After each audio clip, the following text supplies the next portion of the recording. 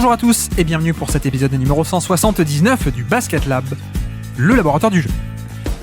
Alors, aujourd'hui, 23e numéro de la syllabe.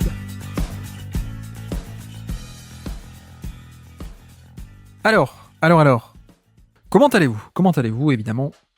J'espère que tout va très bien de votre côté et j'espère que vous arrivez à survivre à ce rythme de publication de la syllabe.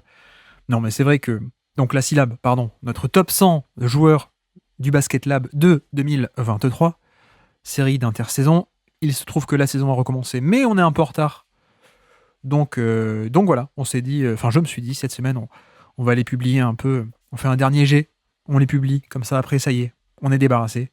Et donc aujourd'hui, numéro 23 de la syllabe.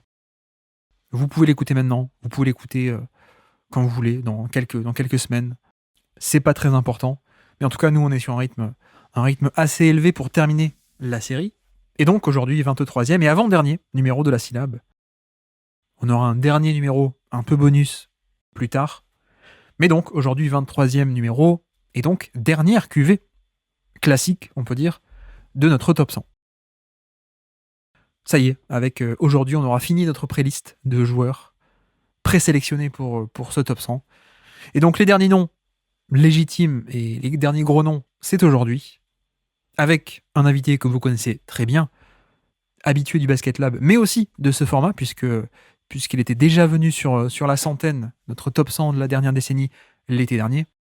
Aujourd'hui, pour cette dernière cuvée, nous avons la chance de recevoir Rafa de Basket Info, un pilier du Basket Lab.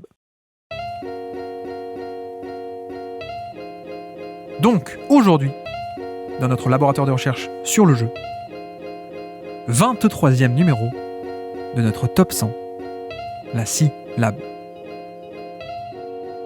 Bienvenue dans le Basket Lab.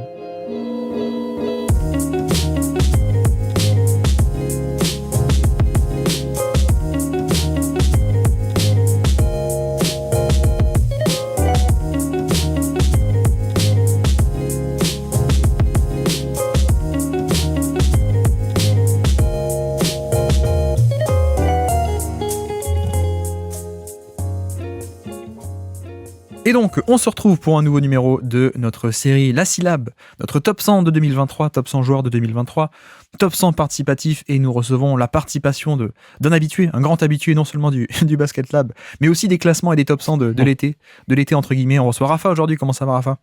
Ça va très bien, Guillaume. Merci de m'inviter. Ah ben, avec plaisir. Les auditeurs se disaient, mais est-ce que cet été, il y aura Rafa dans le top 100 de 2023, après l'avoir entendu de multiples fois sur la centaine l'été dernier. Mais oui, voilà, il est là, Rafa. Ouais, c'est bien, ça fait un petit échauffement avant la reprise de la saison, on se rappelle ce qui s'est passé avant. C'est un peu ça, sachant que là, on enregistre le jour de la reprise en plus, pour trahir aucun secret. Mais oui, donc notre top 100, non, surtout, Rafa de Basket Info, Rafa de T-Wolves FR aussi, bien sûr, le compte Twitter.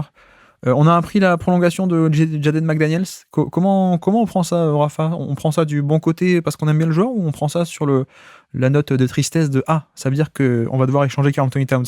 Non, on prend ça plutôt du bon côté, et puis de toute façon, il fallait le garder, et on sait bien que l'avenir, c'est lui et Edwards, et puis oui, pour les problèmes financiers qui arrivent, ça, on s'en doutait un peu. De toute façon, c'était sûr à partir du moment où il y a eu le trade de Gobert, donc on va voir. Pour l'instant, on va profiter de la saison. Enfin, on espère.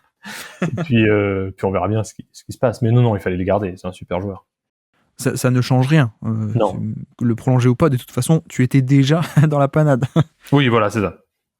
Et ça aurait été idiot de renoncer à lui, donc j'imagine qu'ils ont un plan. Enfin, j'espère. Et à quel point, toi qui, parce que je sais qu'à l'époque du trade de Gobert, où moi je regrettais un peu la perte de Vanderbilt, et tu faisais partie un peu des fans des Wolves qui disaient non, mais finalement McDaniel c'est derrière, il peut prendre un peu le relais défensivement. Il l'a fait. Mais à quel point est-ce que tu t'y crois ensuite au step supérieur, si je puis dire, au côté, il peut nous faire une Kawhi Leonard plus ou moins, ou en tout cas il peut exploser offensivement. Il a déjà confirmé défensivement, mais à quel point tu y crois pour le offensivement ? Une Kawhi Leonard, c'est un peu ambitieux, mais il progresse chaque année. Il progresse notamment dans le dribble, dans la variété de ce qu'il est capable de faire offensivement. Donc, je sais pas si j'y crois pour qu'il devienne offensivement du niveau All-Star, mais j'y crois assez au sens où il progresse chaque année et ce qui compte, c'est qu'il soit capable de pas être juste un joueur unidimensionnel en attaque, et ça me paraît très très faisable, et ça l'est déjà un peu d'ailleurs, donc je pense que c'est un bon pari à faire sur l'avenir pour le coup. Et si je te dis Minnesota Timberwolves, on va dire combien? 7e de conférence, tu prends le over ou le under? C'est dur parce que j'ai l'impression que toutes les équipes ou presque à l'ouest se valent. Alors, je t'avoue être un peu nerveux parce qu'il y a plusieurs gens dont j'admire tout à fait le travail, Zach Lowe, John Hollinger et d'autres, qui les voient dans le top 3, presque. Donc, je sais pas, je me dis... C'est le rêve Edwards, ça, non? Quand tu dis ils vont être top 3, c'est le rêve Anthony Edwards, top 10 NBA, quoi. Ouais, mais pas que. Leurs arguments sont toujours intéressants et me font dire qu'ils ont peut-être raison d'être optimistes. Non, moi, c'est vers là que je les aurais. D'accord, ok. 7e, 8e, mais je pense que la conférence Ouest va se jouer à 1 ou 2 victoires pour entre la 4e et la 10e place, donc ça peut se jouer à tellement peu que je sais pas. Disons que ça me paraît être une bonne moyenne, 7e. Sachant que on enregistre donc le 24 octobre, cet épisode sera publié d'ici 1 ou 2 semaines peut-être, grosso modo, donc il y aura déjà eu le temps d'avoir quelques matchs de compétition. Si ça se trouve, Minnesota sera top 3, effectivement. Après 2 semaines. Si ça se trouve, on sera en 0-4 ou 0-5. Et bon, aussi, voilà. C'est la magie des petits échantillons. Ouais. C'est génial. Bon, bref, Rafa, l'homme aux casquettes du Basket Lab, qui peut parler de tout, qui était venu nous parler des Rockets il n'y a pas longtemps, qui est venu nous parler de Michael Jordan il n'y a pas longtemps, cet été, de Minnesota, de qu'est-ce qu'il nous a fait encore, de Seth Partnow, de son livre, de son bouquin, de Rafa qui parle de tout, et donc de Top 100 aussi. Tu aimes bien parler de ça. Rafa de T-Wolf, mais aussi analyste généraliste, bien entendu. Donc, nous avons un classement. Tu es le dernier épisode normal, entre guillemets. Et ensuite, on fera un épisode un peu pour les blessés, avec des Zion Williamson, avec des Chris Middleton, avec des Lamelo Ball, etc., qu'on n'a pas pu classer réellement, pas assez de matchs. Mais tu es donc le dernier épisode. Donc, si on a des reclassements, c'est maintenant. Tu as le classement dans les yeux. Est-ce que tu as des remarques à faire, des revendications pour bouger? Parce que c'est maintenant qu'il faut bouger. Je sais pas, parce que j'en aurais plein, mais bon, déjà, évidemment, c'est scandaleux qu'Anthony Edwards ne soit pas dans le top 10, mais ça... Voilà. Bien sûr. Je trouvais... on en parlait juste avant, je trouvais que Jamal Murray était un peu bas. Et même ce groupe-là... mais en même temps, je sais pas qui je descendrais. Donc, le groupe Sabonis, Ingram... Enfin, peut-être pas Ingram, mais Sabonis, Edwards, Murray me paraît un peu bas. Et alors là, et Rudy Gobert un peu haut, pour le coup. Ouais, tu vois, j'étais un peu embêté de voir, par exemple, Jamal Murray, vu ses playoffs, derrière Zach LaVine. Alors, pour t'expliquer, Jamal Murray, à la base, était tout en haut de ce groupe de scoreurs stars secondaires, on va dire. Et finalement, avec Azad est passé, il a tout renversé. Mais à la base, Jamal Murray était plutôt autour de... Donc, ce qui aujourd'hui est la 22e place, plutôt que de la 32e. Mais j'avoue que moi, c'est un groupe, je n'arrive pas à m'en dépatouiller de ce groupe-là, honnêtement. Entre les de grosso modo de Bradley Beal, Zach LaVine, Jrue Holiday, DeMar DeRozan, Ingram, Edwards, Murray, et Jaylen Brown aussi, pardon. Mais effectivement, peut-être qu'on peut remonter Murray tout de même, avec le reclassement a été peut-être trop sévère vis-à-vis des playoffs aussi, peut-être notamment, on peut l'argumenter comme ça. Je sais pas jusqu'où tirer à le remonter, toi, vers DeRozan peut-être. On pourrait le coller à DeRozan, un truc comme ça, à Bradley Beal. Moi, je le mettrais même plus haut. Même plus haut que... D'accord. Ouais. Et j'avoue que moi, il y a un côté DeRozan ça me dérange un peu, parce que lui est un vrai créateur d'attaque, peut-être à un point où Bradley Beal et Murray ne le sont pas. Mais je veux bien donc reclasser à l'os peut-être Jamal Murray. Enfin, disons que c'est celui qui m'a le plus sauté aux yeux.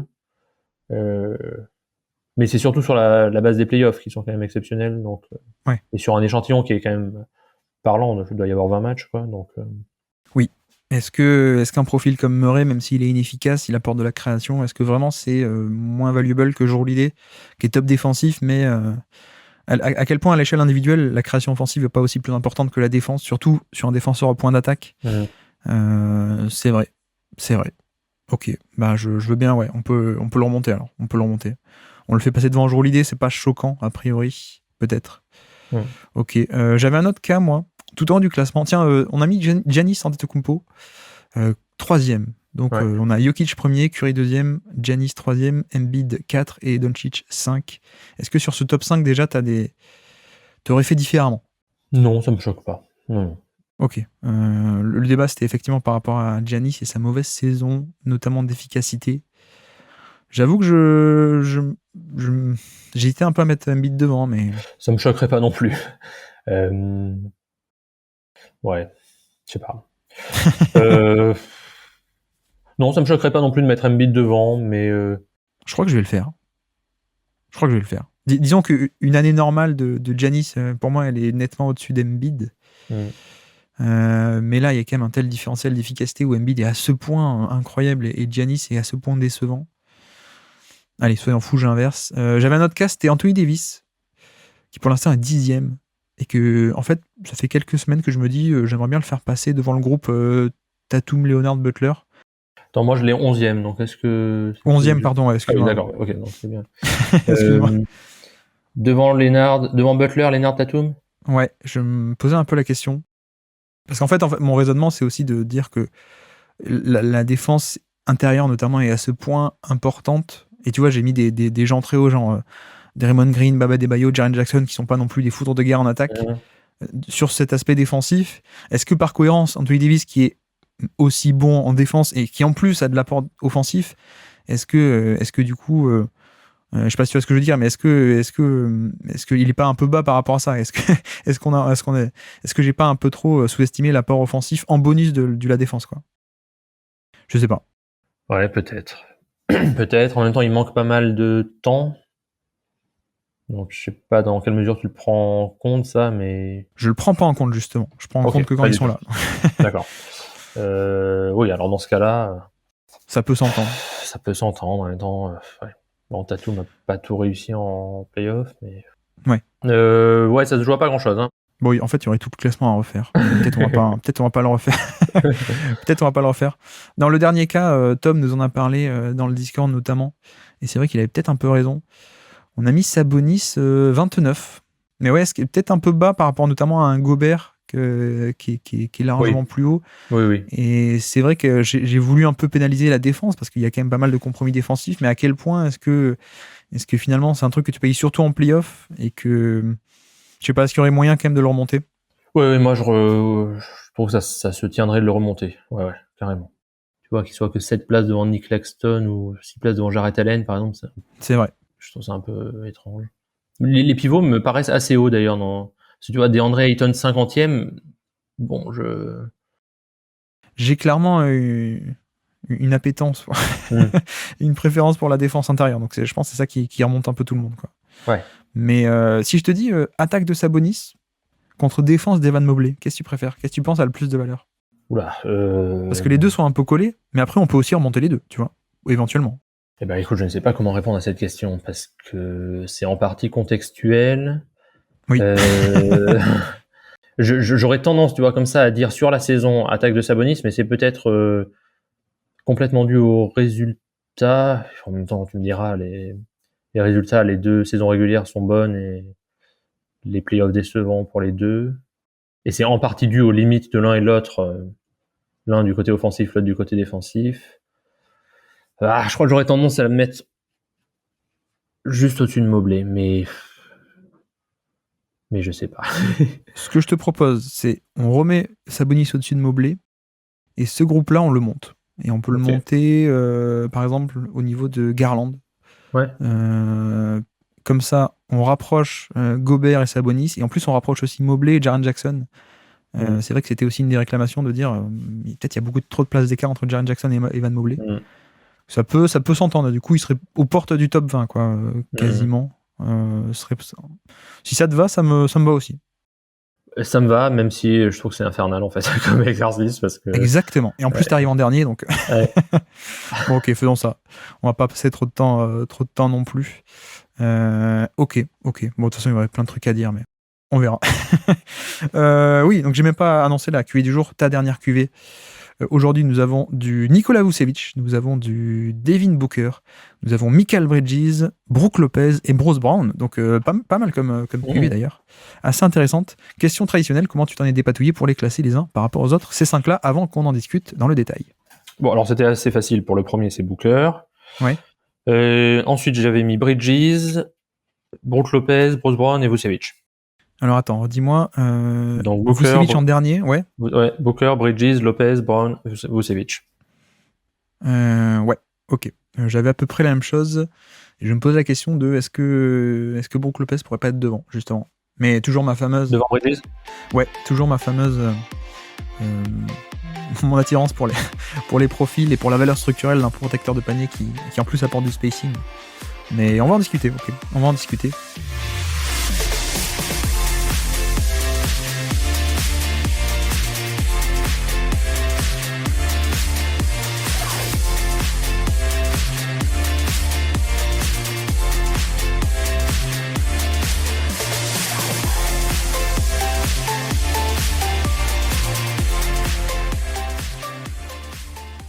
Bah tiens, tant qu'à faire, on peut commencer directement par Brook Lopez lui-même, si tu veux bien.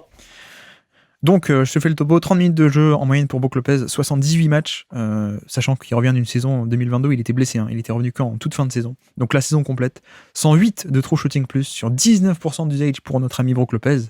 On peut dire que justement, c'est un peu la saison du comeback et du rebond après la blessure de 2022. Oui. Carrément, moi, ça m'a en fait surpris presque en préparant le podcast là, de voir à quel point c'était pas loin d'être sa meilleure saison, même offensivement. En tout cas, depuis qu'il est à Milwaukee, c'est quasiment sûr. Là, il est à 15,9 points par match, c'est le meilleur depuis 2017. Et son true shooting, c'est le meilleur en carrière, si je me trompe pas. Je crois que 63%. Donc autant son influence défensive, on la connaît, même si effectivement c'était plus compliqué l'an dernier vu que évidemment l'année d'avant vu qu'il était blessé. Mais je crois que j'avais soit oublié, soit pas mesuré à quel point offensivement aussi il avait fait une bonne saison. Ce qui fait qu'au début quand je voulais te classer, je me dis ça doit être au niveau par rapport à Brown et Vucevic, on est dans les mêmes eaux, et en fait non, pas du tout, on est vraiment au-dessus. Donc ouais, c'est vraiment une très très bonne saison. Donc là, si on prend le point par tir, il est 1.27, alors que dans ses saisons à Milwaukee, il a fait 1.20, 1.10, 1.22, 1.14, et là 1.27, c'est vraiment très très largement au-dessus. Ouais. Et même quand il était en charge de l'attaque, si on peut dire, ou en tout cas une des premières options à Brooklyn, jamais il a atteint ce niveau-là, quoi. Le maximum, c'était 1.24 en 2014, ça doit être. Je sais même pas si c'est l'année où il est All-Star. Non, il joue 17 matchs, donc non, sûrement pas. Non, c'est 2013 All-Star. Donc ouais, clairement une excellente saison avec certaines stats assez ahurissantes, notamment sur les tirs contestés.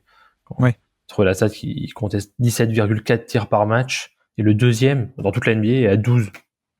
Donc c'est vraiment tout le système défensif repose sur lui. Enfin pas tout. Il y a Jrue et Giannis qui avaient évidemment une importance, mais s'il est pas là, ça change absolument tout à cette équipe des Bucks, quoi. Puisque tu en parles, je peux te poser la question. Comment tu pondères un peu son impact contre celui de Giannis, par exemple? Disons que l'un n'est pas possible sans l'autre, en un sens, c'est que le système de Budenholzer était, puisqu'il faut en parler au passé, était basé sur le fait que Holiday et Giannis pouvaient être très agressifs. Alors Holiday sur le porteur de balle et Giannis en deuxième rideau, parce que ils savaient que Lopez était là pour assurer derrière. Et alors là où on peut débattre, c'est sur le fait que finalement Lopez n'est pas un défenseur très polyvalent, au sens où et ça se voit avec ses stats de tir contestés. En gros, il est sous le panier et il attend. Enfin, pour vraiment être tout à fait caricatural, mais c'est un peu ça quand même. Je pense quand même que son apport, alors je sais pas comment le comparer à celui de Giannis, c'est un peu difficile vu que c'est pas le même poste, mais on voit de manière très très spectaculaire dans les stats collectives que avec lui ou sans lui, ça n'a rien à voir, quoi. Et que la défense des Bucks est moins 9,3 points par possession encaissée avec lui. Enfin, le différentiel plutôt entre avec lui et sans lui, ce qui est colossal. Et l'an dernier, quand il n'était pas là, la différence était vraiment très très marquante. Donc par contre, évidemment, c'est un système qui est organisé autour de lui, ce qu'il est capable de faire. Oui, et plus que ça, tu vois, tu disais l'un ne peut pas exister sans l'autre. Je pense que c'est exactement ça, parce que autant Giannis est celui qui va peut-être élever le potentiel maximum de cette défense. Enfin, en tout cas, celle qu'on a eue sous Bud. Hein. On ne sait pas ce qu'on aura cette année avec Adrian Griffin, mais il y a un peu ce côté où Giannis, avec son dynamisme, sa protection en deuxième rideau, en low man, explosivité, etc., c'est peut-être ce qui augmente le niveau maximum de cette défense. Mais Brook Lopez, c'est aussi celui qui donne le plancher et le niveau minimum le plus haut aussi, quoi. Et on a bien vu d'ailleurs l'an dernier que sans cette ancre défensive qui était Brook Lopez, et avec seulement Giannis Antetokounmpo en défenseur intérieur à Milwaukee, bah, c'est plus la même chose, quoi. La défense était 15e de NBA, elle était à peine dans la moyenne. Alors que là, Brook Lopez revient, et de suite, tu peux retomber dans ces fameux schémas où Giannis a plus de liberté, et Brook Lopez est aussi meilleur dans ce qu'il fait. Donc c'est là-dessus où, et comme tu dis, les deux en fait sont complémentaires, et je pense pas qu'il y ait un écart énorme entre les deux sur la valeur défensive. D'ailleurs, c'est assez compliqué de dire qui est nettement devant l'autre, je trouve. Je pense que le seul écart net, c'est dans l'adaptation. Oui. C'est-à-dire qu'on peut, en play-off, dans les moments très compliqués où il faut s'adapter, Giannis peut faire plus de choses que Lopez. Oui, tu veux dire Giannis est clairement meilleur en termes de profil un peu absolu, parce qu'il peut faire beaucoup plus de choses, mais contrairement à en l'état et dans l'équipe qu'on a eue, et dans les schémas qu'on a eus, où ils avaient les deux un apport, tous les deux très, très important. Oui, d'ailleurs, ça sera intéressant de voir cette année, sans l'activité, je sais pas comment on dit en français, point of attack, quoi, enfin, sur le point d'attaque. Le premier rideau, ouais. Sur le porteur de balle, en tout cas, sans l'activité de Jrue Holiday qui pouvait être très agressif parce qu'il y avait Brook Lopez derrière, de voir si Lopez va pas être un peu surchargé pour le coup, parce que c'est autre chose d'avoir Damian Lillard devant qui est quand même pas un très très bon défenseur avec tout le respect qu'on lui doit. Donc non, mais effectivement, je pense que la carte maîtresse de Brook Lopez, c'est cette protection du panier. D'ailleurs, les chiffres ont à quel point ce qui fait baisser la réussite adverse quand lui est proche du panier pour les adversaires, moins 13%. C'est le premier de NBA sur les gros volumes de tirs défendus. Il fait chuter de 13% la réussite adverse moyenne des adversaires. Premier de NBA parmi les gros volumes. Donc plutôt pas mal. Et d'ailleurs, là où c'est vachement intéressant, c'est qu'il n'y a pas que ça. Il y a aussi sa présence est corrélée au fait que ton équipe prend aussi beaucoup plus de rebonds, même si ce n'est pas lui qui va prendre le rebond en lui-même. Tu sais un peu, ben voilà, ce modèle Brook Lopez, Steven Adams, ou des mecs comme ça qui font des box-out, ou alors qui mobilisent des adversaires, et du coup, c'est l'équipe qui prend plus de rebonds. Et pareil au niveau des lancers francs, quand Brook Lopez est sur le terrain, ça défend de manière très, très propre, en fait. C'est aussi appréciable parce que c'est un mec qui est positionnel et qui défend bien sa position, qui n'a pas besoin de rabattre les bras, qui est discipliné. Donc, c'est pas comme si tu avais une défense avec Robert Williams qui doit surgir depuis loin, un peu n'importe comment, tu vois. Mais donc, il y a plein de valeurs qui, je trouve, avec son profil. Le fait de faire chuter drastiquement l'efficacité au panier, les rebonds, les lancers francs, ce qui sont les ingrédients d'une excellentissime défense NBA, et ce qui est exactement ce qu'on a eu en 2023. Donc, il apporte ça. Ouais, mais c'est sûr que il y a cette valeur défensive, et puis par rapport à d'autres saisons, il y a le fait, il me semble que dans un système des Bucks offensif, où Middleton n'est plus tout à fait ce qu'il était, où parfois, il faut bien le dire, ça galérait un peu à se créer des tirs, il y a des moments où il a pris le relais pour, alors pas redevenir le Brook Lopez qu'on connaissait au Nets, mais pour trouver des solutions en tant que scoreur en isolation, quoi. Par exemple, le match 2 contre Miami, il met 25 points, il fait un super match, parce que Jrue Holiday, il n'y avait plus rien qui rentrait, et parce que on sait bien que offensivement, le système des Bucks a toujours été un peu, même l'année de leur titre d'ailleurs, toujours été un peu laborieux sur demi-terrain. Et il me semble que ça, c'était moins le cas, enfin de ce que je me souviens, les années précédentes. Peut-être qu'ils en avaient moins besoin, parce que Middleton était meilleur, mais que Lopez soit quand même capable de prendre ce relais-là est relativement important et intéressant, quoi. Oui, bah ça reste un créateur secondaire, tertiaire intéressant, on va dire, mais plus utilisé dans un registre soit de t'as un mismatch, c'est un switch, tu peux le punir, ou alors occasionnellement tu peux l'envoyer parce qu'il a toujours ses compétences, hein, de base. C'est, comme tu dis, un joueur de post-up à l'époque au Nets, à New Jersey même à l'époque, c'est tellement il y a longtemps. Donc il y a ce côté-là, mais effectivement, je crois que c'est la différence qu'il peut avoir sur notamment un Rudy Gobert qui lui n'est pas capable du tout de faire ça. Il y a ce côté donc punition au post-up parfois, et puis le côté shoot aussi, parce que on s'en rend peut-être pas totalement compte, mais tu vois, un profil comme celui de Brook Lopez, c'est quand même assez rare. Protection du panier plus spacing, Et c'est aussi ce qui permet que Giannis Antetokounmpo soit à ce point fort. Parce que il te faut à la fois quelqu'un qui puisse participer au spacing, comme le fait Brook Lopez, pour que Giannis soit le seul non-shooter et que Giannis ait du spacing pour opérer. Donc il y a cet aspect-là. Mais en plus, il faut quelqu'un qui soit aussi une encre défensive en même temps. Comme on a vu, parce que quand il n'était pas là, c'est quand même moins bon. Giannis n'est pas à ce point ce rock défensif avec la capacité d'influer le jeu avec les mêmes schémas, etc. Donc vraiment, je pense qu'on s'en rend peut-être pas forcément compte parce que ça fait 5 ans maintenant qu'ils sont ensemble. Mais tu vois, je pense que c'est pas un hasard si l'explosion d'Antetokounmpo elle coïncide avec Budenholzer, mais surtout Brook Lopez qui arrive. Et c'est aussi pour ça que pour moi la valeur de ce profil est à ce point grande parce que un mec qui peut vraiment t'apporter du spacing. D'ailleurs, meilleure saison à 3 points depuis qu'il est à Milwaukee, même s'il avait fait des débuts fracassants. En fait, sa première année, il n'était pas à 40%, il était à peine à 36, là il est à 37.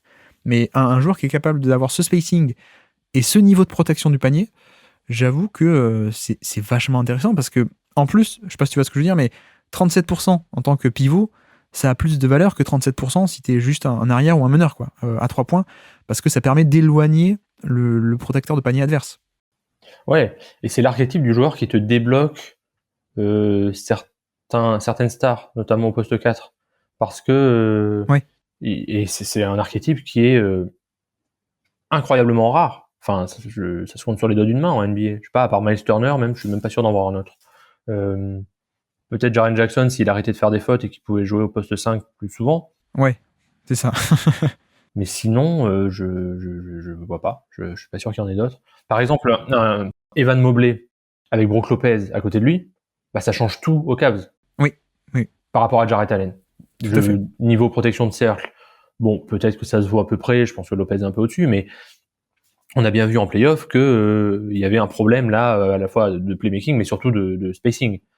Tu mets Brook Lopez à la place de Jarrett Allen, effectivement, ça change absolument tout. Oui, je pense que tu vois, tu parlais de Miles Turner. Miles Turner, c'est la version du pauvre, peut-être pas, mais on est quand même loin de l'impact défensif de Lopez. Oui. Je trouve. Hein. C'est aussi pour ça qu'un joueur comme Al Horford est si précieux et un des meilleurs joueurs des playoffs des 10 dernières années. C'est qu'il a cette capacité-là. Et même à Horford, bon, c'est un pivot certes, mais c'est plus un pivot en mode pivot polyvalent, quoi, de défense polyvalente, qui est pas aussi bon dans ce côté ancrage et le rebond, la protection du panier d'élite, etc. Quoi. Donc, ah oui, d'ailleurs, c'est ça aussi que je voulais rajouter sur la défense. Non seulement il est élite au panier, mais en plus, je sais pas si t'avais noté, mais Milwaukee avait un peu fait évoluer ses schémas. Historiquement, il avait toujours, sous Budenholzer, protégé le panier à tout prix, quitte à concéder beaucoup de 3 points. Cette année, il y avait un peu une évolution où il y avait des aides moins agressives en plus de Brook Lopez. Et justement, ça a permis de moins concéder des 3 points parce que ça peut apporter une certaine variance de concéder à ce point des 3 points. Et du coup, cette année, l'évolution, c'est de se dire on va aider moins agressivement. Et effectivement, Milwaukee est passé de très mauvais en termes de nombre de 3 points concédés à très bon. Mais pourquoi est-ce qu'ils ont pu faire ça aussi ?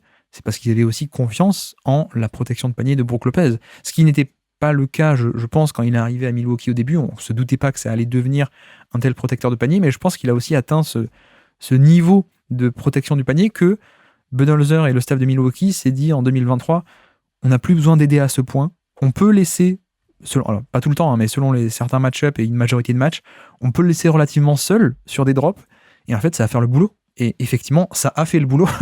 et Milwaukee a été d'élite défensivement. Lopez a eu des chiffres individuels défensivement d'élite, sans qu'il y ait besoin d'apporter, comme avant, 2 ou 3 mecs dans la raquette en plus pour aider à boucher l'espace. Donc ça aussi, tu vois, c'est une évolution qu'on n'aurait peut-être pas deviné non plus, enfin qu'on n'aurait surtout pas deviné il y a 10 ans, mais même par rapport à ses débuts à Milwaukee, quoi. Ouais. Oui, la stat de tir contesté en atteste. Hein. S'il conteste autant de tirs, c'est une forme de confiance en fait. Bon, après, on a quand même, on l'a pas évoqué, mais des défauts de profil du genre création pour autrui, playmaking, ça on n'a pas trop, le dynamisme on n'a pas trop, mais c'est pas là qu'est sa valeur, quoi. Sa valeur, c'est vraiment ce truc structurel de protection du panier d'élite plus spacing, en fait. Oui, le spacing, en plus on parle du 3 points, mais c'est aussi un bon shooter à mi-distance. Oui, tout à fait. Il est très efficace, hein, il tourne à plus de 50%, donc c'est un joueur qui est relativement polyvalent offensivement, même si c'est pas Jokic évidemment, mais peut-être que c'est là d'ailleurs où il est peut-être un peu supérieur à Miles Turner, enfin même si sur la dernière saison de Miles Turner a nuancé, mais il n'est pas juste calé derrière la ligne à 3 points à shooter, il peut faire d'autres choses. Oui. Il est moins vertical que Turner, par contre, sans doute. Je suis d'accord. Et donc, niveau classement, où est-ce qu'on l'imagine alors? Bon, bah alors là, je suis un peu embêté parce que pour moi, il fait une meilleure saison que Rudy Gobert, donc il doit être au-dessus. Ah ouais, d'accord, ok. Ok. Mais ça fait très haut, quoi. Et du coup, je me dis, mais Michael Bridges, il va pas être aussi haut, donc je suis en train un peu de me contredire moi-même. Non, pour toi, il était en dessous de Gobert? Pour moi, il l'était. Mais maintenant, c'est vrai que maintenant que tu l'articules comme ça, ça peut s'entendre parce que c'est moins bon en défense, mais en même temps du 3 points. Donc, Voilà, c'est ça. Mais bon, en même temps, j'avoue que je trouve Gobert un peu haut parce que si on garde l'idée des pivots, est-ce que je le mets devant Sabonis? J'en sais rien, je suis pas sûr. j'étais un peu dans ce groupe-là, moi. J'étais en train de me dire, est-ce que j'avais un peu ça en point de repère de. Il a pas de création offensive comme Sabonis, par exemple, mais t'as pas de compromis, quoi. À part ça, t'as du spacing. Qui est encore une fois un spacing depuis le poste 5 qui est d'autant plus important et qui a d'autant plus de valeur, surtout quand t'as en plus Antetokounmpo, plus la défense d'élite, donc automatiquement je le mettais un peu au-dessus de Mobley par exemple. Et je me posais la question avec Sabonis, mais effectivement Gobert peut-être ça peut s'argumenter, quoi. Ça peut s'argumenter parce qu'au final ils sont, alors après tu me diras, ils sont plus si loin que ça au final, hein, vu qu'on a on a reclassé, il y a 4 places d'écart entre Gobert et Sabonis. Mais on peut le mettre entre les deux, du coup. On peut le mettre par là. Mais tu vois, ça m'arrange qu'on ait reclassé à la hausse Sabonis et Mobley tout à l'heure. Parce qu'ils étaient en dessous de Jrue Holiday. Et je peux te poser la question, mais moi, ça me paraissait relativement automatique que Lopez a plus de valeur que Holiday, ou pas? Ouais, en tout cas, sur cette saison, oui. Il me semble aussi. Ouais. On est d'accord. Mais c'est peut-être pas l'avis général, je pense. Je pense pas. Mais ouais, Ok, bon, on peut le mettre là, alors. On peut le mettre là et je sais pas quoi faire avec Gobert, alors. C'est ça, c'est ça la question. Parce que toi, tu le descendrais à quel niveau, du coup? Je sais pas, moi, je l'aurais mis autour de la 35e place, quelque chose comme ça.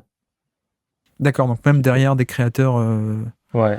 Zach LaVine, DeRozan, Anthony Edwards. Un peu au-dessus de Jarrett Allen et Nick Claxton, mais ouais, par là. Parce que je t'ai posé la question sur Brook Lopez et Jrue Holiday. Si je te pose la question, en plus toi, le fan des Wolves, entre Anthony Edwards et Gobert, qu'est-ce que tu dirais a eu le plus gros impact en 2023? Edwards. Ok. D'où le reclassement souhaité. Ok, je vois. Non, mais c'est effectivement. Ok, très bien. On va faire comme ça, et puis parce que sinon, Rafa, on va y passer 8 heures. Et donc, petit quiz pour finir. Nous sommes le 9 décembre 2022. Toi, ça va, t'es habitué à mes quiz, Rafa. T'as fait la centaine, tu le sais. Et donc, c'est un qui est sur le terrain. Qui est sur le terrain au moment de cette action marquante de 2023? Un game winner contre Dallas, le 9 décembre 2022. Je sais pas si tu t'en souviens de ce game winner au buzzer. Enfin, non, pas au buzzer, du coup, un game winner. Mais est-ce que tu es capable de Brook Lopez? Oui, tout à fait. Es-tu capable de me citer des joueurs sur le terrain au moment de ce game winner? Bon, donc Milwaukee, Dallas. Alors, on va commencer par les Bucks. Giannis. N'est pas sur le terrain. Ah bon? Tiens. Middleton. Middleton est sur le terrain, tout à fait, oui. Holiday. Oui, Jrue Holiday est là. Alors, si Giannis n'est pas là, qui est là? Pas de Connaughton? Non, mais ce sont deux petits, en effet. Il reste deux petits. Je te compte Brook Lopez, hein. Brook Lopez sur le terrain, évidemment. Il reste deux petits. Il y en a un qui a été coupé, d'ailleurs, je crois, l'an dernier. Il n'a pas fini la saison à Milwaukee. Il n'y a pas George Hill, parce que George Hill est toujours là. Exactement, George Hill. Où que ce soit Budenholzer, George Hill est là. Tout à fait, George Hill. Et un dernier. Si je te dis coup de pied, à qui tu penses?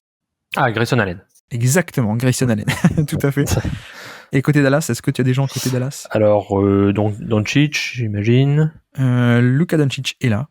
Alors attends, c'est avant le trade de Kyrie. 9 décembre 2022. C'est avant le trade de Kyrie, enfin il me semble. Oui, bien sûr. Oui. Donc bon, on va tenter Dwight Powell parce qu'il est toujours plus ou moins là. Powell n'est pas sur le terrain, c'est un autre intérieur. Kleber.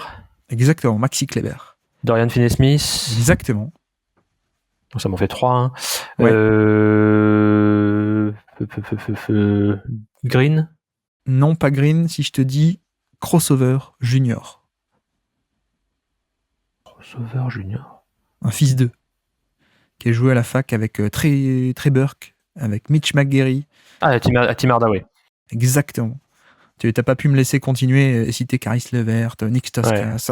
Ouais. Glenn Robinson, the third. Exactement, Glenn Robinson. Spike Albrecht.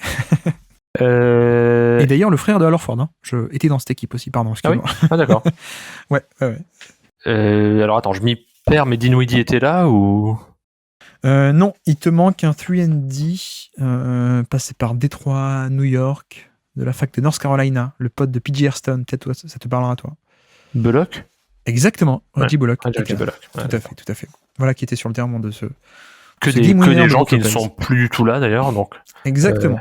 Je pense que Georgie il a disparu. Il me semble pas qu'il soit en NBA là en ce début de saison. Mais...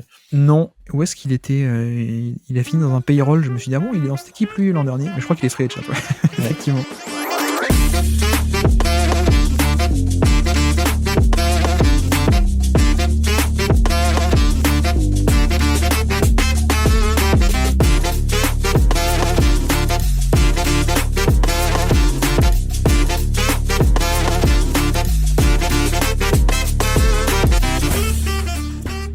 Mais bref, on peut avancer alors, si tu veux bien. Tiens, on peut aller sur Bruce Brown. Bruce Brown, je te fais le topo. 28 minutes et demie par match en moyenne cette saison. 80 matchs pour Bruce Brown. 98 de true shooting plus, donc moins 2% par rapport à la moyenne NBA d'efficacité au scoring. Sur 18% d'usage, donc un volume assez modeste. Ce qu'on peut dire, c'est évidemment splendide saison de Bruce Brown avec à la fin un titre en plus. Exactement. Quand on regarde les stats, ça n'a rien d'extraordinaire, mais sa plus grande valeur, c'est sa polyvalence et sa capacité à un peu tout faire, et surtout parce que c'est pas seulement un free and D, parce que je sais plus quelles sont ses stats à 3 points cette année, 36,3%, c'est correct, hein, mais c'est pas non plus extraordinaire. Mais je pense que peut-être sa plus grande valeur cette année, ça a été la polyvalence défensive et puis son playmaking. C'est-à-dire le fait qu'il dans la rotation, c'était lui finalement au moment où ça comptait le plus qui était le meneur remplaçant. Et ce qui changeait beaucoup de choses dans la capacité de création des Nuggets, même quand Jokic n'était pas là ou quand Jamal Murray n'était pas là. Donc ouais, superbe saison, le vrai couteau suisse quoi, qui en play-off est absolument capital. Ils sont sûrement pas champions sans lui. Ensuite, c'est aussi contextuel, c'est-à-dire que c'est le joueur idéal pour jouer avec Nikola Jokic, justement parce qu'il peut un peu tout faire. Il est très très bon pour couper sous le panier. Et évidemment, ça avec Jokic, c'est un délice. C'est un shooter correct. Voilà, il sait un peu tout faire en un sens, et sauf tirer à mi-distance où là il est vraiment assez nul. Ouais. Mais voilà, c'est un joueur super précieux et puis qui défensivement défend sans problème des postes 1 à 3, je dirais. Peut-être poste 4 s'il y a vraiment besoin. Enfin, ça dépend des profils en face. Donc ouais, superbe saison. Je suis en train de regarder les stats en même temps, mais sans doute sa meilleure, hein, même si on fait abstraction du résultat, c'est-à-dire du titre, je pense malgré tout que c'est sa meilleure saison, hein. C'est la saison où il a le plus gros rôle dans une équipe compétente, en effet. Voilà, c'est ça. Ouais. Il avait déjà eu un sacré temps de jeu aussi, mais dans le Détroit 2020. Ouais. Bon, voilà. C'est pas sa meilleure saison à l'efficacité, mais bon. Non, mais justement, c'est là, effectivement, je pense que tu l'as dit, le principal atout de son profil, c'est sa polyvalence, en fait. Ouais. Et en fait, pour moi, il peut avoir 3 rôles, c'est ça qui est assez intéressant. Il peut avoir le rôle du 3&D classique, on va dire, de joueur sans ballon, qui peut faire des 3 points sans ballon, qui catch and shoot un peu, qui peut faire des cuts, qui peut faire tourner autour d'un joueur, qui peut, voilà. Donc il y a cet aspect-là. Il y a l'aspect de porteur de balle aussi, parce qu'il peut le faire un peu. Et puis il y a aussi le troisième aspect qui est tout aussi important, qu'on a beaucoup vu à Brooklyn, de jouer en gros l'intérieur, mais en attaque, tu sais. Le poseur d'écran qui plonge au panier ou ce genre de choses. Et qui en plus est capable à la Draymond Green, un peu de gérer les supériorités numériques par son playmaking quand il reçoit la balle sur l'écran. Ouais. Oui, c'est l'intérêt, ouais, c'est que comme il est passeur, il est meneur de base, il a un peu ce bagage-là pour ensuite, comme tu dis, pouvoir faire une passe après. Mais donc c'est vraiment trois facettes de son profil qui le rendent. Moi, c'est pour ça que je l'adore aussi. Hein. Il peut jouer ces 3 rôles-là de le simple 3&D, le porteur de balle occasionnel, ou alors l'intérieur offensif carrément qui pose des écrans, qui joue sur pick and roll. Et je pense que son efficacité cette année est moins grande parce qu'on a un peu moins utilisé le côté poseur d'écran et on a plus utilisé le côté porteur de balle. Oui. C'est aussi pour ça que son efficacité est moins bonne parce qu'il a un peu plus forcé, entre guillemets, ou en tout cas été utilisé sur des tirs un peu plus de création plutôt que simplement quand il jouait à côté de James Harden ou d'autres comme ça où c'était vraiment le finisseur ultime, quoi. Et c'est vrai que, voilà, il y a aussi des limitations assez évidentes de son profil. Hein. On parle de porteur de balle, mais même en termes de porteur de balle, il n'est pas ni chapeau 1, ni chapeau 2, peut-être même pas chapeau 3. Et une efficacité très limitée au niveau des drives, notamment. 0,99 points par tir sur des tirs en fin de drive, c'est 117e sur 152. 117 sur 152 sur des joueurs avec minimum 5 drives par match. Des limitations de taille, sans doute aussi de toucher de balle, un peu. Mais après, tout le reste, à part ça, à part le drive, où il a un impact un peu limité, sans doute, parfois, malgré ça, tu vois, je te dis, il a une efficacité sur drive qui est pas bonne. Et pourtant, l'efficacité générale au panier, il est à 73%.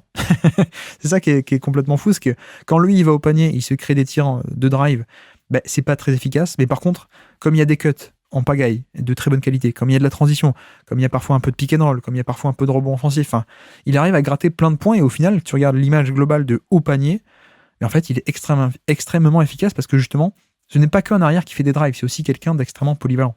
Ouais, je pense que c'est peut-être dans les 10 dernières années là le joueur qui s'est le plus rapproché dans une équipe qui a eu beaucoup de succès en playoff de ce que faisait Draymond avec les Warriors. C'est ce côté être capable à la fois d'être un peu pivot, un peu playmaker principal, un peu free-and-D quand il y a besoin. Et quasiment toutes les équipes ont besoin de ça pour aller très très loin, quoi. Et bon, alors je sais pas s'il ira très très loin avec Indiana, mais en tout cas, ça a été une pièce essentielle, mais contextuelle. C'est-à-dire que tu peux pas en faire ta première ou deuxième option d'une équipe, ça c'est impossible. Non, évidemment. Mais bon, il y a cet aspect offensif de polyvalence, et en plus, la défense, tu en as parlé aussi, hein, on parlait du fameux point of attack, le point d'attaque, le premier rideau. Oui, là aussi, ça a beaucoup aidé, parce que quand tu rajoutes des KCP et des Bruce Brown dans cette équipe qui traverse les écrans et qui ne laisse pas forcément Jokic toujours un peu seul, ça aide beaucoup, et là-dessus, il est hyper mobile, hyper explosif, pas forcément très grand ou très très long, mais quoique au niveau de son envergure, j'ai peut-être un doute, mais en tout cas, il peut pas monter très haut dans le spectre des positions pour défendre non plus, parce qu'il y a quand même des limitations, mais par contre, voilà, en premier rideau, c'est extrêmement vif, extrêmement explosif même, donc voilà, c'est un profil que je trouve est vachement intéressant, pas tant sur le côté en porteur de balle, il est très bon, parce qu'il y a des limitations de passing aussi, en tant que... bon, il peut le faire, hein, tu vois, comme on dit, il est extérieur de métier, donc il peut le faire un peu, mais si tu le compares à des vrais passeurs qu'on a dans le classement, dans le top 100, il n'est pas à ce niveau-là, quoi. Mais Oui, il peut le faire un peu, mais il a des limitations. Drive, il peut se créer son tir, mais pas trop non plus. Le pull-up, t'en as parlé, pas trop. Donc c'est plus, pour moi, l'attrait de son profil, c'est plus la polyvalence et le fait de pouvoir toucher à tout, plutôt que de faire vraiment des trucs très bien, quoi. Mais ça a quand même une sacrée valeur. Ouais, exactement. D'ailleurs, on l'a pas dit, mais je crois qu'il était pas titulaire cette année, mais pour moi, il était un peu titulaire à moitié, quoi. Oui. Il était pas 6ème, mais il était 5,5, quoi. J'ai presque envie Ouais. de dire. Mais d'ailleurs, je crois qu'il a joué pas mal sur les finales, et Ah oui, il doit avec pas être mal de séquences. J'ai pas les stats là, mais il doit être à 30 minutes de moyenne, je pense. Enfin, pas En loin. playoff, il est quasiment à 27. Et sur les finales en particulier, j'ai pas, mais ouais. Mais tu sais, il y a même à Miami, je crois que c'est le 3 ou 4 de match à Miami, du coup, où il y a des séquences en fin de match où il gagne un match un peu, pas lui tout seul, mais il fait des séquences de porteur de balle, des pull-ups où il sort des trucs comme ça. Mais ouais, non, mais profil hyper intéressant. D'ailleurs, on parlait de George Hill tout à l'heure. Est-ce qu'il nous a pas fait un contrat à la George Hill lui aussi? Tu sais, je vais signer un gros contrat à Indiana pour 1 an plus une année en option, juste pour me faire échanger ensuite. Je prends l'argent et ensuite je me refais échanger. Ouais. Mais bref, on s'égare. Rafa, niveau classement, où est-ce qu'on l'imagine alors? Moi, je l'aurais mis, je sais pas, autour de la 50e place, quelque chose comme ça. Donc 50e, qui est-ce qu'on a autour de la 50e? Tu vois, il y a Marcus Smart, Fred VanVleet, Kyle Anderson. Ouais. Je l'aurais mis par là. Alors c'est peut-être un peu haut, je sais pas, mais bon, en même temps, c'est un joueur capital dans une équipe qui gagne le titre. Je vois que Michael Porter Jr. est 59e, il me semble que Bruce Brown était plus important. Et je vois qu'Aaron Gordon est 45e. Ouais. On est dans le bon range alors. On est dans le... Enfin, voilà, je sais pas où tu l'avais, mais... Non, je l'avais aussi un peu par là, effectivement. Je trouve qu'il y a des bons points de comparaison un peu dans ce côté role-player de luxe. Alors, pas tous le même profil, mais en termes de valeur, tu vois, des Wiggins, des Anunoby, des joueurs comme ça. Marcus Smart aussi. Après, je voulais quand même mettre un petit malus par rapport au temps de jeu. Parce que comme il n'a pas le même temps de jeu par match que d'autres, il a forcément pas le même impact. Je dirais pas jusqu'à dire que c'est un joueur gadget du tout, mais il est quand même un peu plus gadget que des gros titulaires. Tu vois, pour moi, par exemple, par rapport à Marcus Smart, il y a quand même un écart, je trouve, de valeur. Donc, je te le mettre un peu vers là. Tu vois, même par rapport à Derrick White, je le mettrais un peu derrière Derrick White. Du coup, coller à Michael Porter, on peut faire ça, par exemple. Ok. Je sais pas si ça te va. Si. Quoique après, il y a tout un groupe de créateurs secondaires derrière, quoi. Pour Wiggins, c'est un peu haut, du coup. Moi, j'aurais mis Bruce Brown au-dessus de Wiggins. Sur la saison de Wiggins de l'an dernier, où il est quand même quasiment jamais là, et où il est un peu rouillé. Oui. Wiggins, c'est un peu une erreur de ma part. On aurait dû le mettre dans l'épisode des blessés, mais j'ai pas fait gaffe. Mais effectivement, ouais. Mais alors, ça me va de le mettre là. Mais est-ce que tu préfères à ce point Bruce Brown par rapport à des créateurs un peu plus genre Dinwiddie, Dejounte Murray, Jalen Williams, Maxey, Tyler Hero, etc., qui sont quand même des vrais créateurs d'attaque? Tu préfères quand même le profil de Bruce Brown par rapport à tout ça, qui sont un peu en dessous? Ben, ça dépend de mon équipe, je dirais, mais Parce que sinon, il y a un autre point de repère qui est Norman Powell, juste en dessous aussi, tu vois. Qui est pas très loin non plus. Si, quand même, je le mets un peu plus haut, moi. Sur la saison, je le mets un peu plus haut.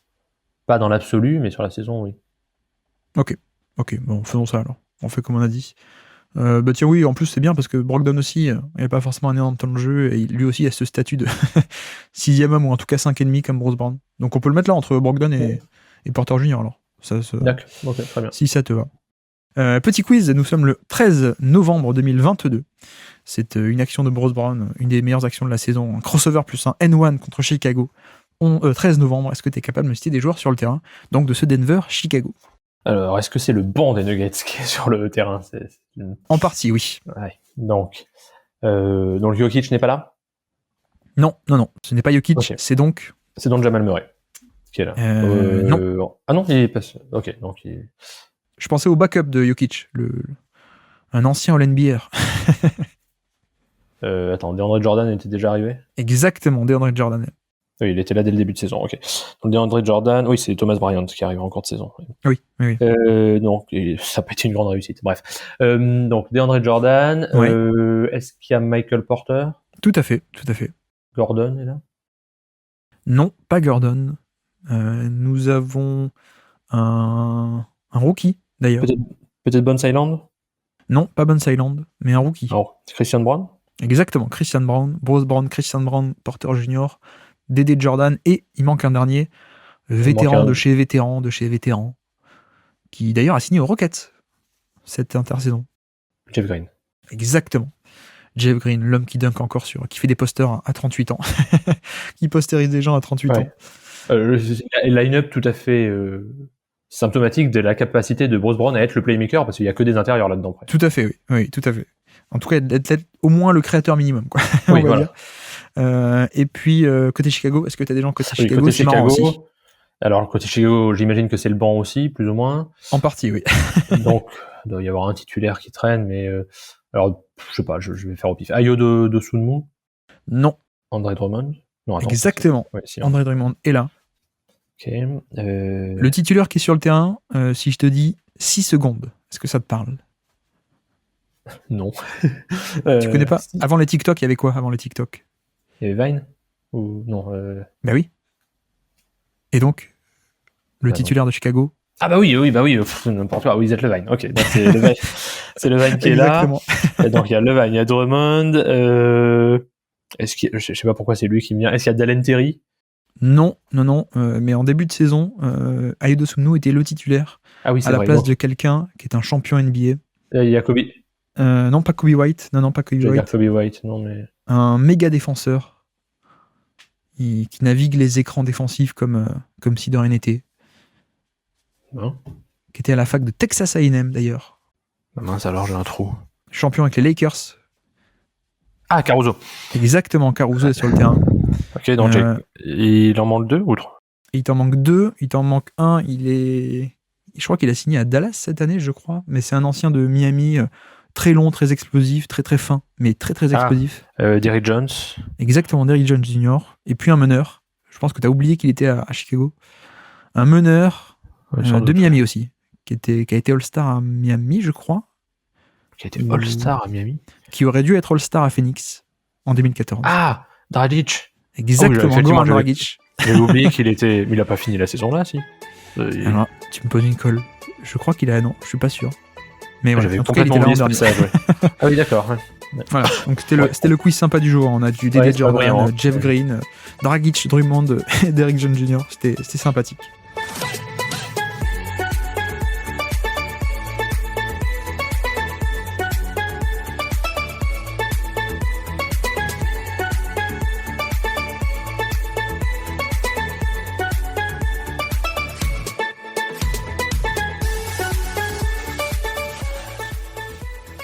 Ok, avançons. Bah tiens, restons côté Chicago. On peut aller sur le cas de Vucevic, si tu veux bien. Vucevic, je te fais le topo. 33 minutes de jeu par match en moyenne, 33,5 même. 82 matchs pour Vucevic. 102 de true shooting plus au niveau de l'efficacité, plus 2% par rapport à la moyenne NBA, sur 22% d'usage. Je te lance, qu'est-ce qu'on fait avec Vucevic? J'en sais rien. Là, vraiment, c'est tout à fait subjectif, mais c'est vraiment un joueur qui ne m'inspire pas et qui ne m'a jamais inspiré. Et donc, tu vois, en regardant les stats, je me suis dit, mais en fait, c'est pas si mal, hein, c'est même plutôt pas mal. Mais, ouais, ce qui est surprenant dans cette saison des Bulls, qui a quand même été assez mauvaise et assez grisounette, quoi, c'est qu'ils ont eu une bonne défense, très bonne défense même. Top 5 même, je crois, cette année. Je comprends toujours pas exactement comment. Quand on regarde les stats, on a l'impression que c'est pas grâce à Vucevic, même si au rebond, voilà, il est utile, mais c'est pas vraiment grâce à lui. Je sais pas trop quoi en faire moi de ce joueur. C'est un joueur qui est un solide titulaire, qui pour un pivot est plutôt un bon playmaker aussi, qui est pas très efficace. Et c'est ça le problème en fait. C'est que quand on regarde ses stats au tir, c'est pas terrible. Disons que c'est dans la moyenne. Voilà, c'est dans la moyenne plutôt basse. Mais le vrai problème, c'est qu'il est très efficace à mi-distance et que c'est pas ça qui est le plus rentable. Et il y a un vrai problème je sais pas pourquoi, moi, c'est le genre de truc qui m'agace avec les pivots, mais là, c'est complètement subjectif. C'est la même chose avec Ayton. C'est que c'est quelqu'un qui va pas au contact et donc qui a un free throw rate qui est très très faible. Je crois que j'avais cherché, c'est le pire parmi les pivots. Je sais plus quels étaient les critères que j'ai choisis, mais il y avait un certain critère de minutes. Il y a que Al Horford qui est pire, mais bon, Al Horford est vieux. Mais... Et il fait que du catch and shoot, Al Horford aussi maintenant. Voilà, c'est ça. Mais en termes de capacité à prendre des fautes, c'est très très très très faible, et ça l'a toujours été. Et c'est toujours ça qui l'a un peu, qui a fait la différence entre lui et vraiment les pivots d'élite. Même s'il a bien dû être All-Star une fois, Vucevic, à Orlando, j'imagine. Je crois, ouais. Ça, plus le fait que défensivement, c'est quand même pas un foudre de guerre. Ça fait que, ouais, je sais pas trop quoi en dire, en fait, si ce n'est que, en un sens, sa force, c'est de se maintenir à ce niveau-là depuis vraiment pas mal de saisons maintenant. Je sais pas, je pense que ça fait presque 10 saisons qu'il est presque tout le temps au même niveau, et qu'il n'y a pas de haut et de bas. Et c'est pas quelqu'un qui se blesse beaucoup non plus, donc il y a une grande durabilité, une grande grande égalité dans ses résultats. Je perds mes mots, mais constance, tu veux dire? Oui, voilà, une grande constance, ouais. Merci, mais ça m'inspire pas spécialement, quoi. Ouais, tu me dis hein, si t'as besoin de mots ou de vocabulaire français. Moi, le matheux, je peux te donner des cours, hein, toi qui es prof de littérature. Mais non, mais effectivement, je crois que c'est un des cas les plus difficiles et les plus ambigus à juger, celui de Vucevic. Mais je sais pas si tu te souviens, c'était déjà le cas l'été dernier, quand on avait fait le top 100 de la dernière décennie. On savait pas trop quoi en faire, et au final, je crois qu'on l'avait pas mis. Mais parce que c'est un profil de créateur, mais pas si bon que ça sur la création, qui a été recruté à Chicago, notamment aussi pour l'idée du spacing, mais qui en fait est secrètement pas un très bon spacer, en vérité, qui a quasiment jamais été au-dessus des 35% à 3 points, donc toujours au-dessous de la moyenne NBA, à part une fois en 2021 où tout le monde a bien shooté. Mais à part ça, c'est pas vraiment un très bon shooter à 3 points. Et donc il y a ça, quelqu'un qui donc a un peu de création mais qui ne le fait pas de manière efficace, et qui, voilà, il y a aussi des compromis défensifs. Donc le profil est, sur le papier, peut être intéressant. D'ailleurs, il ressemble un peu à ce qu'était Brook Lopez à l'époque Oui. des Nets, hein, tu sais, le Mhm. pivot un peu à l'ancienne qui tu donnes au poste bas. Mais c'est vrai que Vucevic, il a de la création, mais pas très intéressant. Il a un peu de passing, c'est vrai. Il peut faire un peu le fameux passing up, des dribble and off ou des trucs comme ça, mais c'est pas la folie non plus. Le 3 points un peu bof, quoi, c'est plutôt mi-distance. Et puis la défense, voilà, il y a des compromis, comme dit, hein. D'ailleurs, je crois que c'est jamais noté, c'est un des seuls défenseurs de NBA contre qui l'efficacité est positive autour du panier. C'est-à-dire que Mhm. d'habitude, les autres, tu sais, ils infligent une perte d'efficacité. Tu tires moins bien contre Brook Lopez, tu tires moins bien contre Walker Kessler, tu tires moins bien face à Anthony Davis dans la raquette. Contre Vucevic, tu tires mieux que d'habitude. Voilà pour dire le niveau de protection du panier qui est pas hyper intéressant, mais parce qu'il a pas le profil, c'est Mhm. pas ses qualités. Mais en même temps, on a aussi une saison où il est efficace pour la première fois depuis quasiment toujours, ou en tout cas depuis longtemps, parce qu'il a aussi un profil plus sobre que d'habitude. Je trouve qu'il est un peu moins utilisé en création justement cette année. Et de l'autre côté, c'est aussi quelqu'un qui n'a pas l'explosivité ou les instincts, mais qui est un défenseur positionnel et qui, en effet, là, fait partie le pivot de la 5e meilleure défense de NBA. Il y a une partie du reste aussi. Il y a une partie Billy Donovan, je pense, très bon coach. C'est pas l'avis de tout le monde, mais, mais c'est mon avis. Mais je pense qu'il y a aussi une partie de Vucevic qui est assez intelligent. Donc, avec tout ça, je sais pas trop quoi en faire, quoi. Je pense que ça va être un cas fascinant dans 20 ou 25 ans, tu sais, quand les gens iront sur Basketball Référence et qu'ils se diront, ah ouais, mais ce joueur-là, il tournait à 20 points, 10 rebonds, 3 passes, j'en ai quasiment jamais entendu parler, comment ça se fait? Ouais. Ils diront, mais c'était une star et tout. Et ben, ouais, mais non. Et ouais, je vois qu'il a été 3 fois All-Star. Ouais, ah bon. Bon, mais Je crois qu'il a ouais. été 2 fois All-Star. Je crois que c'est, c'est une année de trade, donc il y a plusieurs lignes sur Basketball Référence. Ouais. Ah oui, t'as raison, c'est ça. Mais non, mais alors tu vois, en effet, je te disais, il fait moins de création cette année. Il est à 79% de panier assisté. Voilà. Donc il a un Mhm. peu délaissé ce côté création, et c'est aussi pour ça qu'il est plus efficace. C'est que maintenant, il est vraiment utilisé en finisseur, quoi. Et c'est pour ça. En un sens, c'est pas mal. Bah, c'est un joueur plancher. C'est un joueur. C'est Si t'as Vucevic dans ton équipe, ben c'est pas mal, voilà. T'auras quelqu'un pour marquer, qui peut faire 30 minutes très correct au poste de pivot. Ensuite, le plafond de l'équipe avec Vucevic comme titulaire est quand même Oui, limité. Et on le voit d'ailleurs avec depuis 10 ans des équipes moyennes, oui, oui. moyennes moyenne, plutôt que moyenne bonne. Oui, je suis d'accord. Mais en même temps. Après, je t'avoue, je me posais même la question de ce qu'il devrait être dans le top 100 ou pas. On va en parler avec le classement, où est-ce qu'on le met, mais. Et moi, il y a un côté cette année où il est efficace, plutôt pas mal en défense. Et là, je cite des stats, et même des stats générales de 5e défense de NBA, mais même au niveau des matchs, ça se recoupait un peu au niveau de l'analyse visuelle, hein, si je peux m'exprimer ainsi. Mhm. Ça se voyait quand même que c'était pas non plus complètement catastrophique. Le problème, c'est qu'il peut pas faire d'action, mais, mais en tout cas, il peut arriver en bonne position. Euh, Plus le côté spacing qui cette année a été plutôt pas mal. Plus le côté passing aussi, même si c'est peut-être pas assez exploité, peut-être. Il pourrait gratter un peu de valeur de ce côté-là, je pense. Mais voilà, au final, c'est quelqu'un qui t'apporte pas non plus de la verticalité, pas de protection du panier d'élite, mais, voilà, c'est efficacité, finition, du petit pick and pop. Il aide beaucoup au rebond aussi, donc ça, c'est pas mal.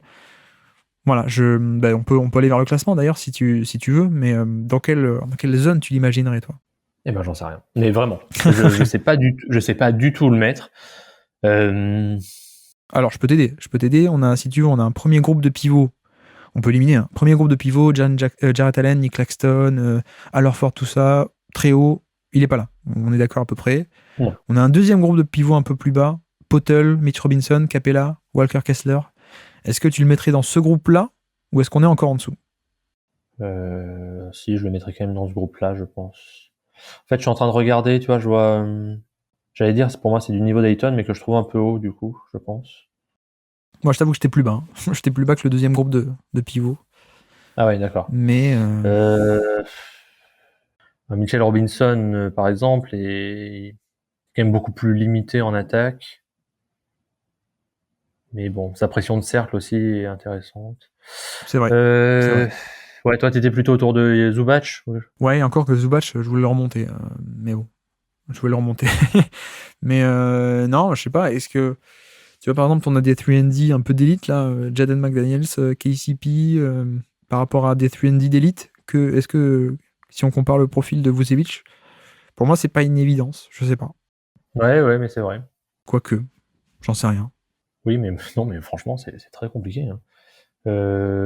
Ouais, il est par là. Et entre eux, donc pour ceux qui n'ont pas de classement sous les yeux, entre la 65e et la 80e place, quelque chose comme ça. Oui. Non, mais effectivement, t'as raison, on peut le mettre. Ouais, mais par rapport à un Austin Reeves, c'est vrai qu'à la limite, je préfère avoir Austin Reeves, quoi, ou Tyrese Maxey, C'est pour ça, ou ouais. Franz Wagner. Tous ces créateurs, Ouais. je donne un peu plus de valeur.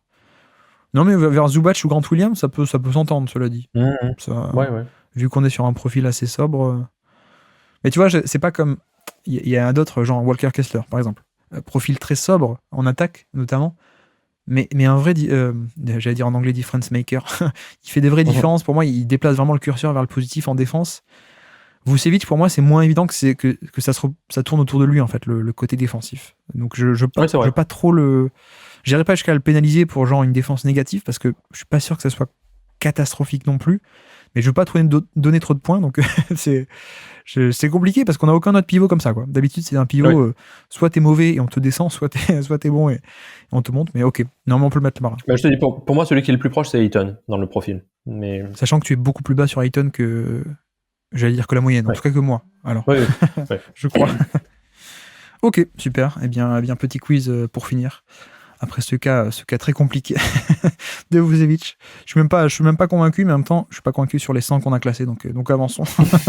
Nous sommes le 17 mars 2023, et c'est un poster dunk de notre ami Vucevic en deux overtime, en double overtime. Une action, je suppose que tu t'en souviens. Est-ce que tu es capable de me citer cette action contre Minnesota? Ah bah non, je m'en souviens pas. Bon, alors. On va dire que c'est les titulaires. Donc il y a Zach LaVine. Oui, tout à fait. DeRozan. Oui, tout à fait. Ok. Caruso.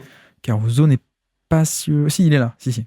Donc il m'en manque un. Il te manque un. Tu m'as dit quelle date? Je t'ai dit le 17 mars. Est-ce que Beverley est là? Non, alors il est pas sur le terrain, il est peut-être sur le banc, mais si je te dis se lever à 3h du matin pour s'entraîner, est-ce que ça te parle, ça? C'est Jimmy Butler, mais il ne doit pas être là. Non. C'est un homonyme à lui qui se levait à 3h du matin pour s'entraîner. Et il faisait 4 entraînements par jour. Il s'entraînait à faire des fade-away comme Michael. Non. Des Bulls? Non, l'homonyme, il joue aux Lakers. Je sens que je t'ai complètement perdu. Ouais, tu m'as perdu. Si je te dis le Mamba Mentality, ça te parle ou pas? Ah oui, c'est pas machin là. Moi, son nom m'échappe. Non, je vais pas le trouver. Le coéquipier de Shaq. Qui est le coéquipier de Shaq aux Lakers? Ah oui, non, mais si, de Kobe. Kobe, et donc? Non, mais d'accord, mais non, parce que je pensais à je pensais à quelqu'un qui s'était inspiré de Kobe. Un homonyme de Kobe? Ah oui, mais Kobe White. Exactement, Kobe White.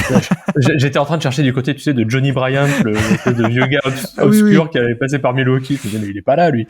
Ah oui, non, là, excuse-moi, c'est la fin de syllabe.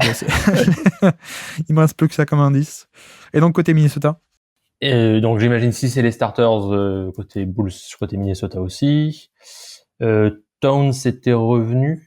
Il n'y a pas Towns sur le terrain. Bon, alors, il y a Gobert. Non, il n'y a pas Gobert.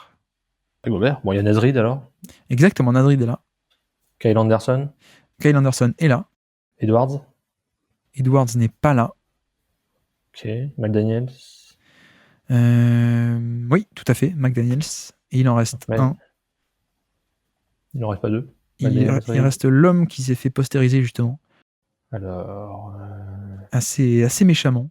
Hein. Donc, sur le terrain, nous avons Kyle Anderson, McDaniels, Conley, Nasrid et celui qui se fait postériser parce qu'il vient en deuxième rideau pour aider sur le dunk de Vucevic. Jalen Noel? Non, c'est quelqu'un qui a un cousin top 15 NBA. C'est vraiment son cousin. Ah, c'est Alexander Walker. Exactement, Nickel Alexander Walker, le cousin de Shai Gilgeous-Alexander. C'est le même Alexander. C'est ça. Et d'ailleurs, la vidéo sur YouTube s'appelle Nikola Vucevic with the dunk of the season. Voilà, si ça vous intéresse d'aller voir, d'aller jouer avec nous ou d'aller voir cette action. Je me rappelle absolument plus ni de l'action ni du match, que je n'ai peut-être pas vu. 132-129 au moment de l'action. Il reste 1 minute en double overtime à Chicago contre les Wolves, pardon.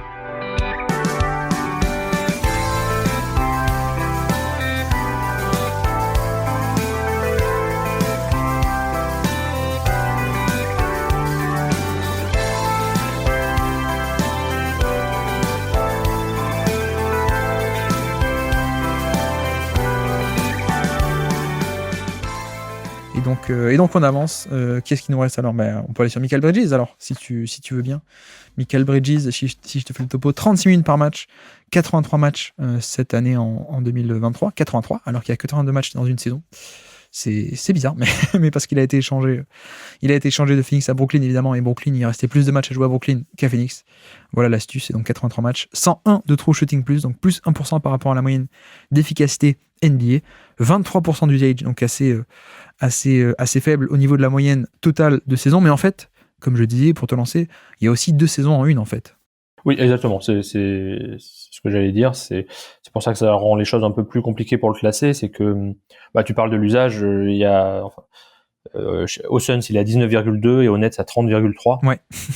Et donc, bon, évidemment, c'est un rôle qui change complètement, mais ce qui est très impressionnant et qui est pas si fréquent, c'est que ce changement d'usage, qui est dû au contexte de l'effectif des Nets, ne s'accompagne pas d'une baisse de l'efficacité. Et ça, en fait, c'est assez rare.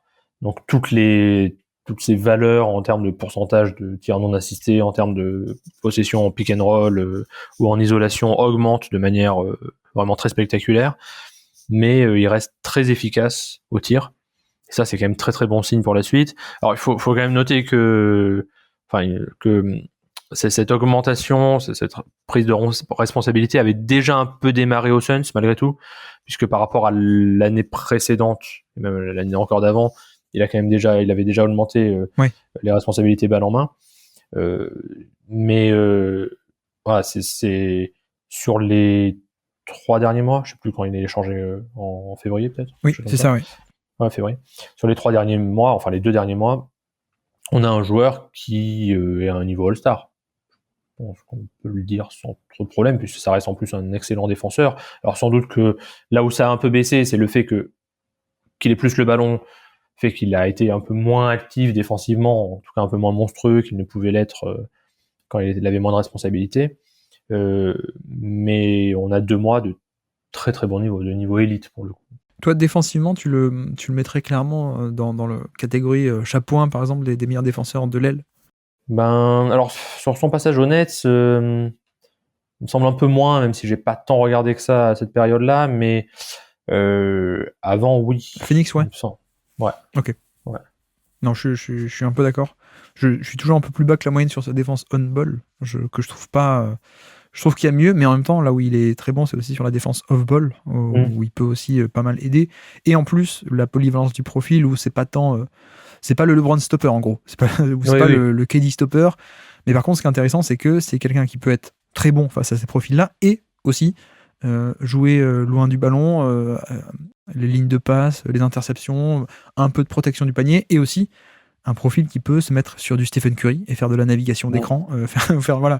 La polyvalence est quand même assez élite, en fait. Donc c'est là-dessus où je pense qu'il est moins stopper génialissime que d'autres, peut-être, parce qu'il a aussi, voilà, il est pas non plus hyper costaud, il y a des petites faiblesses comme ça du profil.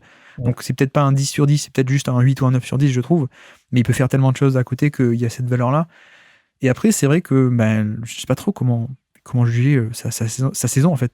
Il y a 2 saisons en une qui n'ont presque rien à voir entre elles, parce que on a 56 matchs à Phoenix, comme tu dis, avec un usage de 19% et une efficacité qui est à peine dans la moyenne. Et ça passe à 30% sur les 27 derniers matchs de la saison. 30%, donc volume de star, plus 4% d'efficacité par rapport à la moyenne. Il y a tout qui tombait. Voilà, sur la saison, il est à 39% sur quasiment 5 tentatives par match. Au niveau du nombre de pourcentage de paniers assistés, là aussi, c'est pas que le volume qui a augmenté, c'est aussi la nature de ses tirs qui est différente parce que il est passé de 71% de tirs assistés, donc énormément de tirs assistés créés par autrui, à peine 55. Donc il est passé en gros de 71%, c'est du Jeremy Grant ou du Harrison Barnes. Il est passé de ça à 55%, c'est Tatum, Maxey, Jordan Poole, voilà, des mecs quand même un peu plus créateurs. Donc il y a une évolution de ce côté-là. Et moi, là où j'ai un peu peur, enfin un peu peur, je m'en fiche, mais je veux pas le prendre au pied de la lettre, ces résultats, parce qu'il y a un côté petit échantillon qui fait que le jump shot est quand même pas mal rentré, mais je sais pas à quel point c'est réel. Je sais pas si tu vois ce que je veux dire. C'est pas comme si il avait explosé au niveau du drive ou il avait montré des trucs de passing qu'il montrait pas avant. Certes, il y a du jump shot, il y a de la création et c'est cool, mais je sais pas à quel point le jump shot est vraiment là ou à quel point c'est aussi un peu une surréussite au niveau de ce jump shot là qui peut-être n'est pas tenable sur la durée. Bah, ça a toujours été un joueur assez adroit. Ensuite, la question c'est peut-être pardon, en pull-up par exemple, est-ce qu'il va toujours être aussi efficace? Moi, j'aurais tendance quand même à être plutôt optimiste au sens où il avait pas autour de lui une équipe quand même extraordinaire. Ouais. Et il a clairement été passé au révélateur en fait. Ouais, c'est ça. C'est-à-dire que souvent, dans ce cas-là, un gars qui se met à être la première option, puisque c'est ce qu'il était dans une équipe pas terrible, il va faire des stats, mais avec une baisse réelle de l'efficacité. Alors là, peut-être que la hausse n'est pas... Enfin, il faut peut-être pas s'attendre à ce que ça soit aussi élite par la suite, mais disons qu'au moins, à mon sens, t'as un joueur qui, en tant que première option, a la capacité à avoir une efficacité à la moyenne comme plancher. Et c'est déjà pas mal. Enfin, c'est pas si facile, quoi. En tant que première option du scoring, alors. Mais c'est là où je mettrais une nuance, c'est que première option du scoring, mais pas forcément de création. Oui, d'accord. Ouais. Non, mais ça, effectivement, je pense que c'est peut-être le point un peu plus faible, c'est la création. Ouais. Ce qui fait sans doute aussi que son utilisation idéale est plus dans une très bonne équipe, je veux dire, comme deuxième option. Un peu, je sais pas, à la Middleton. Comme ça. Bah, c'est ça, ouais. Middleton, c'est un bon exemple, mais tu vois, je pense que ça peut être ta première option, entre guillemets, le mec qui met le plus de points, mais si à côté t'as un créateur, quelqu'un qui peut aussi faire le jeu, c'est peut-être là où je ferai moi la différence entre première option de scoring ou première option vraiment le créateur de ton attaque, parce que pour moi il a pas trop ça, quoi. Il va mettre des tirs de son côté, et c'est ce qu'il a fait à Brooklyn, il l'a fait très bien. D'ailleurs, signe plutôt pas mal aussi, il a augmenté de manière assez non négligeable son nombre de lancers francs obtenus à Brooklyn, donc c'est pas que de la surchauffe au jump shot, justement il y a aussi un peu de je suis plus agressif, je vais au panier, je provoque des lancers francs, donc ça c'est bien. Mais moi il me manque encore le côté passing, tu vois, qu'on n'a pas encore vu. Alors peut-être que ça viendra, mais pour l'instant on l'a encore pas trop vu. Et voilà, j'imagine bien. En fait c'est un modèle un peu à l'ancienne, tu sais, ce qui est toujours d'ailleurs Kevin Durant, mais à des hauteurs bien différentes de Kevin Durant, c'est le mec à qui tu fais des systèmes et qui va être le plus gros scoreur, mais il faut qu'à côté, quelqu'un puisse créer le jeu, faire des pick and roll, créer les décalages, faire du drive ou justement faire ses sorties d'écran ou des trucs comme ça. Donc pour moi, on est un peu plus dans ce modèle-là que vraiment le mec qui peut créer de l'attaque, qui peut faire des pick and roll, qui peut prendre les décisions. Mais peut-être un profil un peu à la Jaylen Brown dans ce sens-là. Oui, tout à fait. Jaylen Brown, qui sait qu'on a... Middleton aussi était pas mal dans ce profil-là. Mais c'est vrai que tu vois, c'est bizarrement, plus on avance dans la NBA, dans cette NBA, plus ces genres de profils sont pas si fréquents que ça. Alors qu'avant, c'était un peu la norme, tu sais. Mais aujourd'hui, peut-être j'exagère, mais j'ai l'impression que tous les joueurs offensifs, en gros, c'est je te donne la balle, tu fais des pick and roll et tu peux créer du jeu. Et alors que lui, c'est vraiment je fais mon scoring de mon côté, quoi, en gros. Ouais. Après, il y a aussi l'avantage de cet inconvénient, peu de passes, mais très très peu de turnover, d'ailleurs. C'est même assez bluffant. Donc, même pas 8% de turnover, c'est une propreté géniale. Vas-y, excuse-moi. Ouais, non, ça son nombre de pick and roll en tant que playmaker, balle en main, disons, a quand même doublé. Hein. Il est passé de 9,5 possessions sur 100 possessions à 19,2. Oui. Donc c'est 19,2, je sais pas, j'ai pas pris les chiffres des autres playmakers principaux, mais c'est quand même assez important. Alors c'était aussi parce qu'il y avait personne d'autre pour le faire, j'imagine. Mais bon, c'est quand même un signe, quoi. Il est. Ouais. Je suis d'accord. Et puis il a pas un passing de création, mais il va pas t'handicaper l'équipe non plus. Tu vois, je trouve que c'est un joueur intelligent qui fait la passe simple, qui fait l'action. Et voilà, c'est juste qu'on n'a pas encore ce dernier step de création à proprement parler. Mais voilà. Et tu vois, même sur le scoring, je suis pas totalement conquis, et je pense que c'est aussi pour ça qu'il utilise pas mal le pick and roll, c'est que c'est pas un mec qui a un répertoire pour créer son tir tout seul à partir de rien sur ISO. Il aime bien aussi utiliser l'écran pour arriver sur son petit spot préférentiel de mi-distance. Et là, effectivement, il le met très bien. Mais bon, ce sera peut-être plus facile l'an prochain si on fait la syllabe 2024. Mais là, j'avoue que comment est-ce qu'on juge une moitié de saison, enfin 2 tiers de saison, un role player intéressant à Phoenix, plus un dernier tiers créateur. Je sais pas trop quoi en faire. Je sais on a eu ce cas aussi avec Russell Westbrook, qui a fait 2 tiers de saison pas valuable, et un dernier tiers de saison où il était top 30 NBA, top 40 NBA si on extrapolait. mais du coup, on peut aller sur le classement. Tu me dis si t'as d'autres choses à rajouter, mais sinon, non. On y va. Qu'est-ce qu'on en fait alors de ce Mikal Bridges? Bah en fait, oui, moi je l'avais au-dessus de Brook Lopez, mais du coup je me pose la question, on l'a mis où déjà, Brook Lopez? On l'a mis à côté de Garland, en dessous de Garland. Ouais, voilà. Bon, là, ça me paraît un peu haut pour... Alors attends, je peux te reformuler la question. Où est-ce que tu mettrais le Mikal Bridges de Phoenix, et où est-ce que tu mettrais le Mikal Bridges de Brooklyn? Ah oui. Et après on fera la moyenne. Alors, celui de Phoenix, je le mettrais dans le groupe vers Anunoby, là. Ouais. Je pense. Anunoby, Kyle Anderson, je suis d'accord. Ouais. Voilà, c'est ça. Et celui de Brooklyn, j'aurais tendance à le mettre peut-être vers Bradley Beal. Ouais. DeMar DeRozan. Donc ce groupe de créateurs, encore une fois, Beal, DeRozan, Holiday, Ingram, Edwards, etc. Quoi. Ouais. Je pense que je mettrais le Mikal de Bridges. Pardon. Le Mikal de Brooklyn, je le mettrais au-dessus de Jaylen Brown, tout de même, parce qu'il y a l'efficacité, qu'il y a la défense en plus. Ouais. Mais ouais, dans ce groupe-là, quoi. Groupe-là. Ouais, c'est vrai que Bradley Beal, il fait pas une grande saison non plus, donc ouais, on va dire que voilà, on est dans cette zone-là à peu près pour le Mikal de Brooklyn. Je suis d'accord aussi pour le Mikal de Phoenix, qui est autour de Smart, Anunoby, Kyle Anderson. Et donc maintenant on fait la pondération. Et comment on fait la pondération? On peut le mettre au milieu. Oui, voilà. Vers Wendell Carter, là, par là, à Orford, je sais pas. Si on le met, allez, si on donne un petit bonus à la hausse, on peut le mettre à côté d'Aaron Gordon peut-être. Klay Thompson, Aaron Gordon. Très bien. Si on est optimiste sur la pondération. Allez, ok, faisons ça. Faisons ça au niveau de Klay Thompson, Aaron Gordon, très bien. Et donc pas facile. Hein. J'espère qu'il va pas être tradé l'an prochain, parce que sinon ce sera compliqué. Mais bref, petit quiz pour finir. Nous sommes le 15 avril 2023, et c'est un dunk sur un pivot des Sixers. Nous sommes en play-off, évidemment, le 15 avril. Est-ce que tu es capable de me citer des joueurs sur le terrain au moment de ce dunk de Mikal Bridges sur un pivot des Sixers? Cameron Johnson. Oui, tout à fait. Non, attends, parce qu'ils ont tout un tas d'ailiers. Dorian Finney-Smith. Oui, tout à fait. C'est sa journée. Encore un ailier, un troisième. De Utah. Ah oui, Royce O'Neal. Exactement. Ok. Cam Thomas. Pas Cam Thomas, le dernier, c'est un ancien de Brooklyn. Dinwiddie. Exactement, tout à fait, Dinwiddie, qui est parti, qui est revenu. Dinwiddie, Michael, Royce O'Neal, Dorian Finney-Smith et Cam Johnson. Voilà, qui est sur le terrain pour Brooklyn et pour donc les Sixers. Il dunk pas sur Embiid. Et non, c'est ça la subtilité. Flûte, qui était la doublure d'Embiid? Montrezl? Non, c'est un lecteur. Ah, Paul Reed. Exactement, Paul Reed. Pardon. Wow. Ah oui, alors donc c'est plus ou moins le banc des Sixers qui est là. Je sais pas, Harden. Harden est là, tout à fait. Korkmaz. Non, Korkmaz n'est pas là. Nous avons un cube.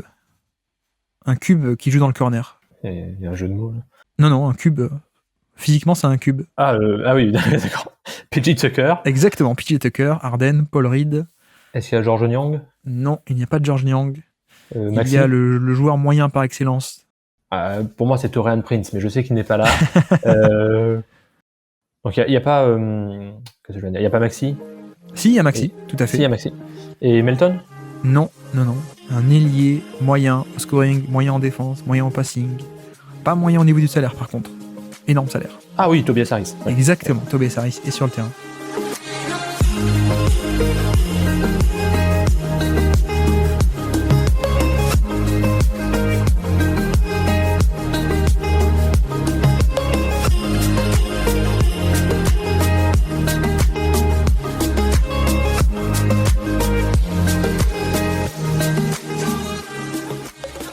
Et donc, on finit avec notre dernier joueur du jour. Donc nous sommes sur Devin Booker, bien sûr, qu'on avait tous les deux numéro 1 de notre QV, bien entendu. 35 minutes par match pour Devin Booker, sur 53 matchs à peine, Devin Booker cette année. 103 de true shooting plus, 3% plus efficace que la moyenne sur 32% d'usage. Énorme volume d'utilisation. C'est vrai, Rafa, pour te lancer, qu'on reste sur le souvenir d'une série incroyable en playoff, notamment, enfin de ces playoffs incroyables. Mais peut-être que, enfin je sais pas d'ailleurs, où est-ce que tu le situerais un peu dans la hiérarchie NBA, toi? Booker, il est en fin de top 10, je dirais, quelque chose comme ça. Top 10, top 15. On est sur une superstar, quoi. Ouais, c'est un joueur énorme. Alors, en regardant les stats, je m'attendais à voir un palier encore passé cette année. Ça m'est paru moins clair quand j'ai regardé. Alors, c'est peut-être, je sais pas, une perception un peu extérieure. J'avais l'impression de le trouver encore meilleur, mais peut-être que c'est le fait que je trouve que sa défense s'améliore aussi, j'imagine. Oui. Peut-être ça. Peut-être pour l'attaque, c'est l'impression des playoffs, justement. On reste sur cette Oui, voilà, note-là. c'est peut-être ça aussi, parce que en termes d'efficacité, c'est une très très bonne saison, mais il avait déjà fait équivalent, voire encore mieux, il y a l'année des finales, je crois, où ils vont en finale. Mais oui, c'est un joueur, c'est une superstar et qui a fait une très très grosse saison. C'est une superstar mais plutôt adaptable parce que l'effectif change en cours de route et ça ne change rien ni à son efficacité ni vraiment à son rôle en fait, à part qu'il a peut-être un peu plus de responsabilité au playmaking. Donc finalement, Booker, j'en ai pas tant de choses à dire que ça, puisque c'est un joueur qui maintenant est installé depuis plusieurs saisons comme ayant un niveau All-Star sans aucun doute et All-NBA même. Je pense qu'il doit faire First Team ou Second Team, je sais plus, All-NBA. Oui, je crois qu'il avait fait même All-NBA First Team, ouais, comme tu dis, et top 5 MVP en 2022, non, je crois, quand encore Phoenix fait la grosse saison régulière. Ouais, donc oui, voilà. Donc, bon, alors l'an dernier, il loupe 30 matchs. Donc bon, voilà. Ça s'est senti sur les résultats des Suns. Mais il montre aussi en playoff qu'il n'y a pas contrairement à certains joueurs, il n'y a pas de baisse de niveau en playoff, et même parfois au contraire. Donc joueur qu'il a sur la QV des 5 est sans aucun doute le premier, très largement. Disons que c'est ça l'intérêt de son profil, c'est ce côté polyvalent en fait, pour sans doute plus flexible que d'autres superstars. Je pense que Booker est comme ça, Tatum est un peu comme ça aussi, je trouve, où il y a un côté avec le ballon mais aussi sans ballon qui peut être intéressant, et pas que sans ballon, genre catch and shoot, à rien faire à attendre, quoi. Il y a aussi un côté dynamisme, il peut être utilisé en sortie d'écran, des trucs comme ça.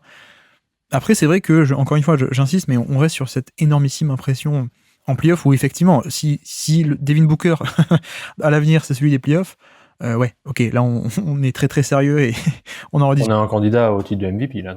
Clairement, c'était n'importe quoi. Mais, par contre, sur la saison en entière, on était juste, entre guillemets, juste sur de l'excellent plutôt que sur de l'irréel, si on peut dire. Et tu vois, l'efficacité, par exemple, elle est intéressante. Elle n'est pas à ce point fantastique, quoi, je trouve non plus. 103, donc plus 3% d'efficacité, c'est bien, mais sur un tel volume, mais il y en a qui font mieux, quoi. Il y en a qui font largement mieux. Notamment, je pense qu'il y a un peu... D'ailleurs, c'est un peu... comment dire ? Il y a un peu un biais de stéréotypage, je trouve, depuis pas mal de temps avec Booker. Je sais pas, c'est parce que il a un shoot d'une pureté qui ressemble à celle de Klay Thompson en termes de mécanique ou quoi, mais depuis Kentucky, les gens le prennent pour un shooter, alors que c'est un bon shooter, mais c'est pas non plus un shooter d'élite, quoi. C'est pas Klay Thompson, quoi. Et tu vois, d'ailleurs, cette année, il est encore à 35% sur plus de 6 tentatives par match. Voilà, c'est clairement pas un shooter à 40% ou 42% comme d'autres peuvent l'être.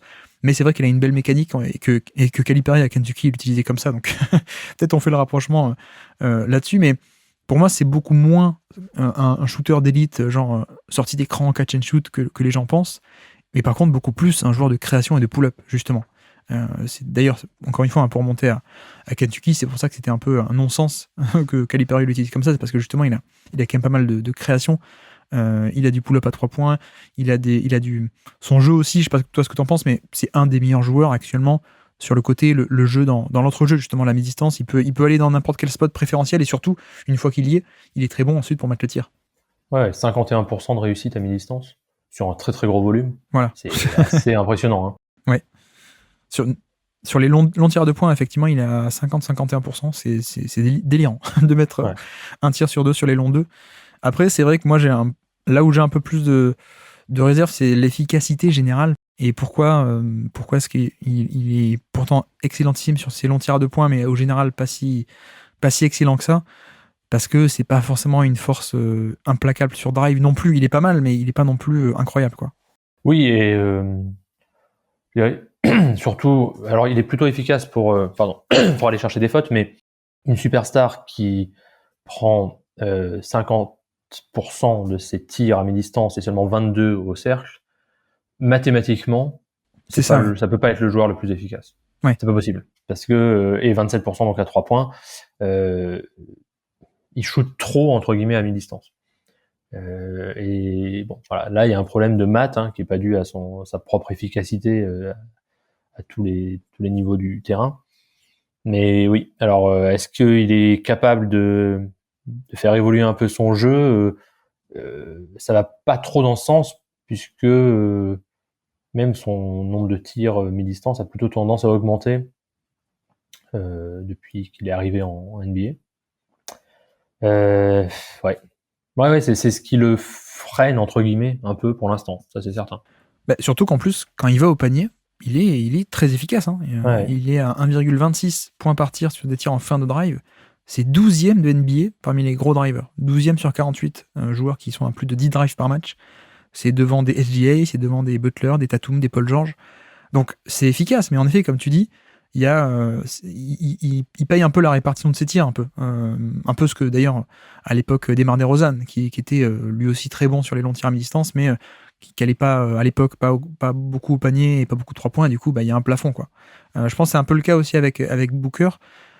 Ce côté, il peut être efficace quand il va au panier, mais il y va pas tout le temps. Il y a beaucoup de jeux dans le jeu intermédiaire. C'est vrai que je trouve aussi qu'on pourrait avoir un joueur encore plus productif si les 3 points entraient un peu plus. Mais bon, Ouais, c'est ça. à quel point est-ce Et qu'on peut s'attendre à ça alors que tu vois, en carrière, encore une fois, en carrière, il est à 35% en carrière, 35,5. On n'est pas sur un shooter d'élite du tout, quoi. Il peut parfois faire des bonnes saisons. D'ailleurs, en 2022, il était à 38% sur un gros volume.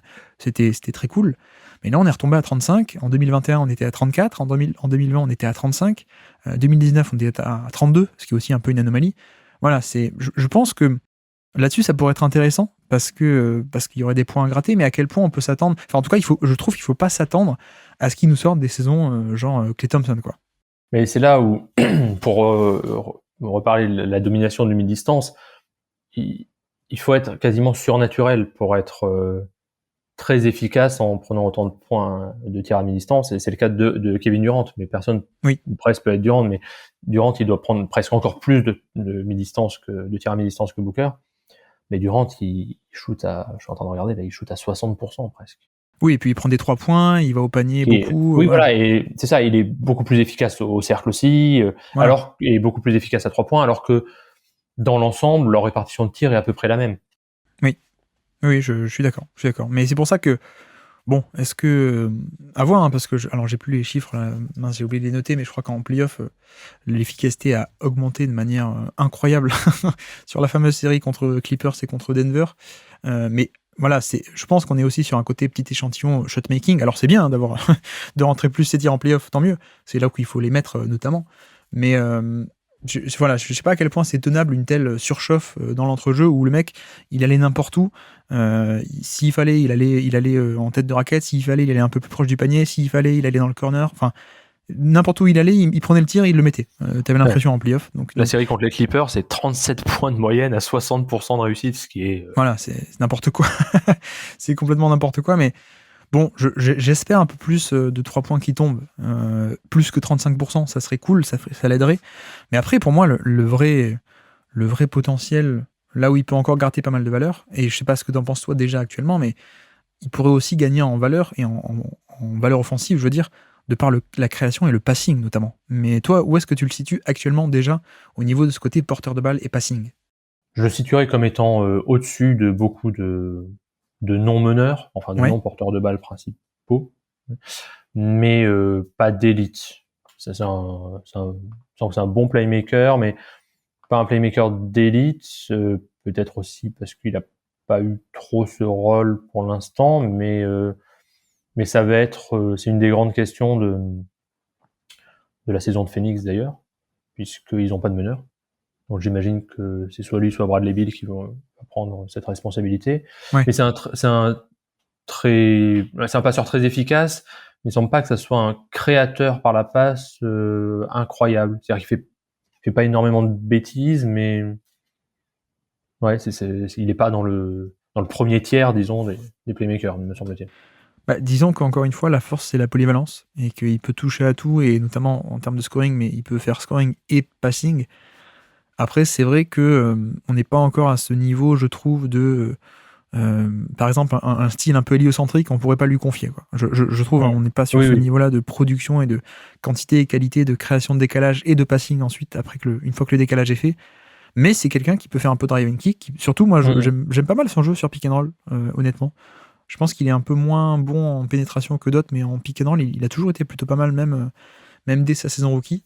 Donc ça peut être intéressant, et peut-être, comme tu dis, il va être forcé à le faire un peu plus, mais c'est vrai qu'actuellement, sur ce qu'on a vu en 2023, je trouve que globalement, on est encore plus sur un profil hybride et polyvalent que sur un vrai créateur depuis le poste 2, quoi. Et pour prendre un peu des comparaisons, que des joueurs top 30, on va dire, bon, il n'est pas au niveau de Luka Doncic, évidemment.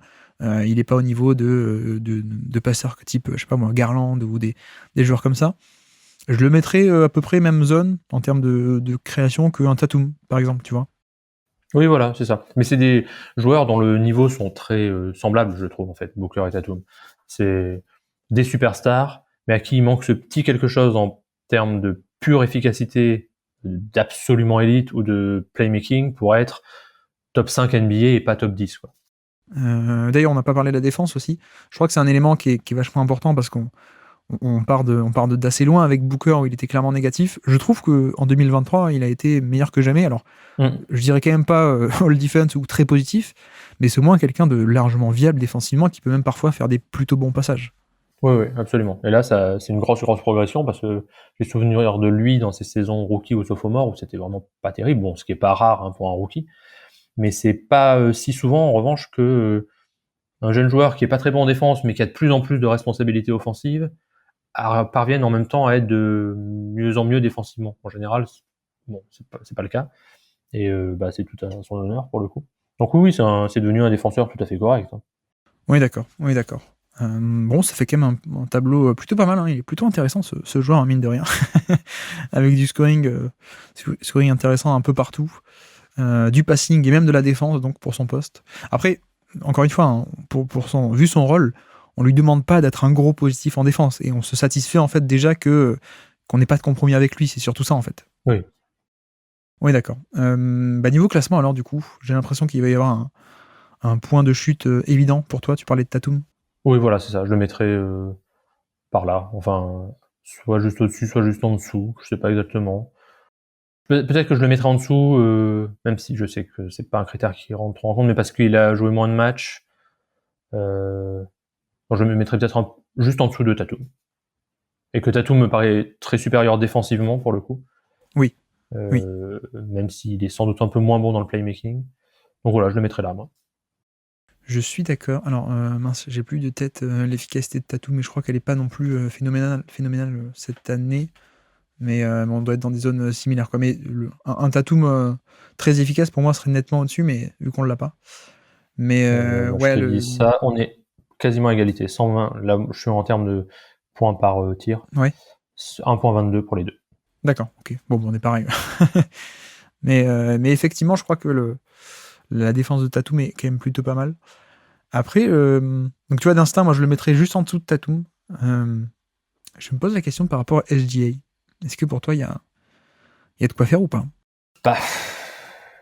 Là, moi je dirais que si on raisonnait qu'en termes de saison régulière, je pense que je mettrais SGA devant. Parce qu'il est un peu plus efficace. Mais le fait est que Booker et Tatum, ils ont fait des trucs en playoff que SGA n'a pas fait forcément parce qu'il n'y était pas. Hein, donc je le mettrais quand même juste derrière SGA. Enfin, je mettrais SGA juste derrière les deux, pour être plus clair. Je sais pas. Je me pose vraiment la question parce que, bon, non seulement il est plus efficace, mais je trouve que le rayonnement du jeu de SGA est à ce point intéressant, où c'est vraiment Voilà, on est sur, lui pour le coup il est implacable sur drive et c'est à partir de lui qu'est toute l'attaque d'OKC notamment quoi. Donc tu vois un peu cette valeur là d'impact collective pour moi est assez valuable au point que je me pose la question. Oui, mais je suis pas complètement certain que SGA soit un meilleur passeur que Booker. Sur le passing en lui-même non. Je te rejoins mais ouais. est-ce que SGA même ne crée pas plus de décalage que Booker? C'est ça parce que je suis d'accord, hein, c'est pas un passeur fantastique SGA, surtout pour un poste de meneur. Il n'a pas une créativité de fou, mais l'impact est là parce que comme il fait tellement de drive et qu'il attire des défenseurs, ensuite il fait la passe simple et le jeu se développe à partir de ça, quoi. Mais je sais pas. Franchement, ça me paraît pas évident. Je pense que je vais quand même trancher Booker au-dessus, mais tu vois, j'hésite quand même. Hein. Alors c'est pas faux, mais ouais. Non, mais tu vois, je pense qu'à tout prendre, je préfère Booker et Tatum, même si j'avais à construire un effectif comme ça là. Ouais. Parce que je les trouve un peu plus adaptables. SGA sans ballon. C'est vrai aussi, mais en même temps, s'il a eu le ballon cette année, on prend ce qu'on. Oui, bien sûr. Oui, bien sûr. Non, mais honnêtement, ça pourrait être intéressant à discuter pendant des heures, mais on n'a pas le temps malheureusement. Et on va dire que je veux pas donner une surimportance aux playoffs, mais en même temps, ça fait partie de la saison. Ça me va aussi de dire, de compter aussi les playoffs de Booker qui ont été à ce point fantastiques et que en gros, si on se bat sur SGA contre Devin Booker, allez, on fait pencher vers Booker parce que les playoffs c'était n'importe quoi. Donc ça me va de le mettre là. Ok. Ça me va. Eh bien, faisons ça. Et donc, petit quiz pour finir, 25 avril 2023. Les 47 points de Devin Booker dans le match 5 entre Phoenix et les Clippers. Est-ce que tu es capable de me citer les joueurs sur le terrain au moment du dernier tir de Booker, de cette performance à 47 points, qui est sur le terrain au moment du dernier tir de Booker contre les Clippers? Durant est sur le terrain, en effet. Ayton? Oui. Chris Paul? Exactement, Chris Paul, Booker, et le dernier. Okogie? Ce n'est pas Okogie. Torrey Craig? Non, ce n'est pas non plus Torrey Craig, c'était une option offensive. Attends, Shamet était toujours là? Oui, tout à fait, Shamet, c'est Shamet. Exactement. Ok, et donc en face les Clippers. Alors attends, les Clippers c'est après que Kawhi se blesse? Exactement, match 5, c'est le dernier match de la série, donc il n'y a plus personne. Il y a encore Paul George? Et non, Paul George était blessé depuis mars. Ah mais oui, c'est vrai, oui, effectivement. Oui, bah tu vois, donc, oui, bah... Il y a Zubac, j'imagine? Il n'est pas sur le terrain, c'est son backup qui est sur le terrain. Alors attends, qui était le backup de Zubac? Mince. C'était le coéquipier de Seth Curry à Duke. Ça te dit rien, ça? Oula. Quelqu'un qui a des frères en NBA. Enfin, qui avait des frères en NBA. Ah oui, c'est Plumlee qui Exactement. est arrivé à la trade deadline. Okay. Mason Plumlee. Alors il y a peut-être Mann. Exactement. Mais lequel? C'est toujours un doute. C'est Terrence qui est aux Clippers. Terrence et c'est très OK ici. Tout à fait. L'homme qui bloque le trade de James Harden.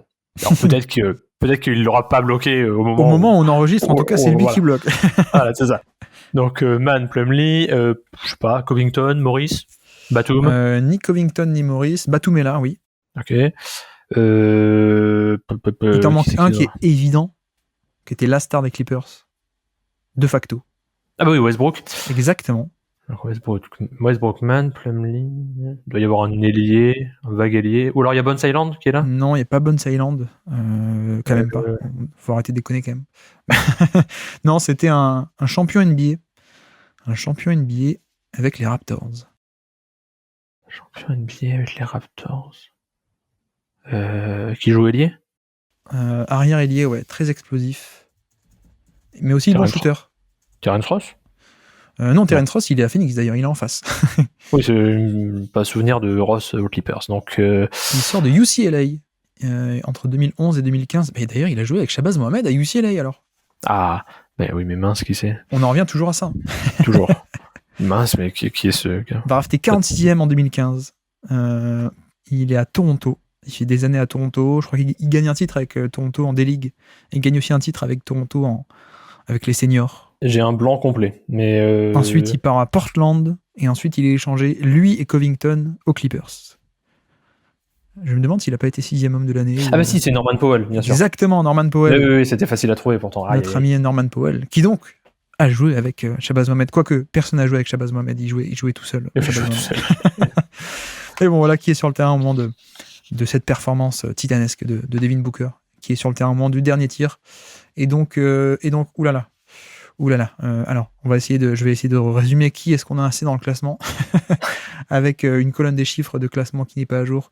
Je vais voir si j'y arrive. Donc, nous avons inséré Devin Booker juste entre Tatum et SGA autour de la 12e, 13e place. Nous avons Brook Lopez autour de la 29e place entre Garland et Sabonis qu'on a remonté.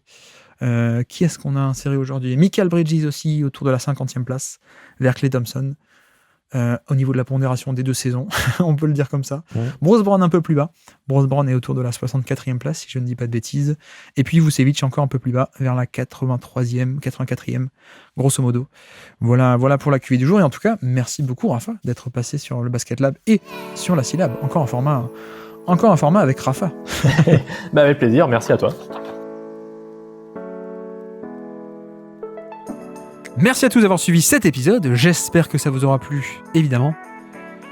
Et donc voilà pour le numéro 23, qui est donc, comme je disais, le dernier numéro un peu classique. Ça y est, Devin Booker était là, Mikal Bridges était là, pour les fans de Phoenix qui s'inquiétaient un peu de ne voir aucun des deux. Mais donc voilà, ça y est, c'est fait, normalement, voilà nos 23 QV un peu normal, et donc, justement, la prochaine fois, on se retrouve pour le dernier numéro de la Syllab, qui est en quelque sorte un petit épisode bonus, vous verrez, puisque c'est un épisode où on va traiter des joueurs qui ont été blessés en 2023. Donc, la prochaine fois, demain, normalement, on enchaîne et on termine la Syllab. Enfin, demain, c'est fini. Demain, 24e numéro de la Syllab.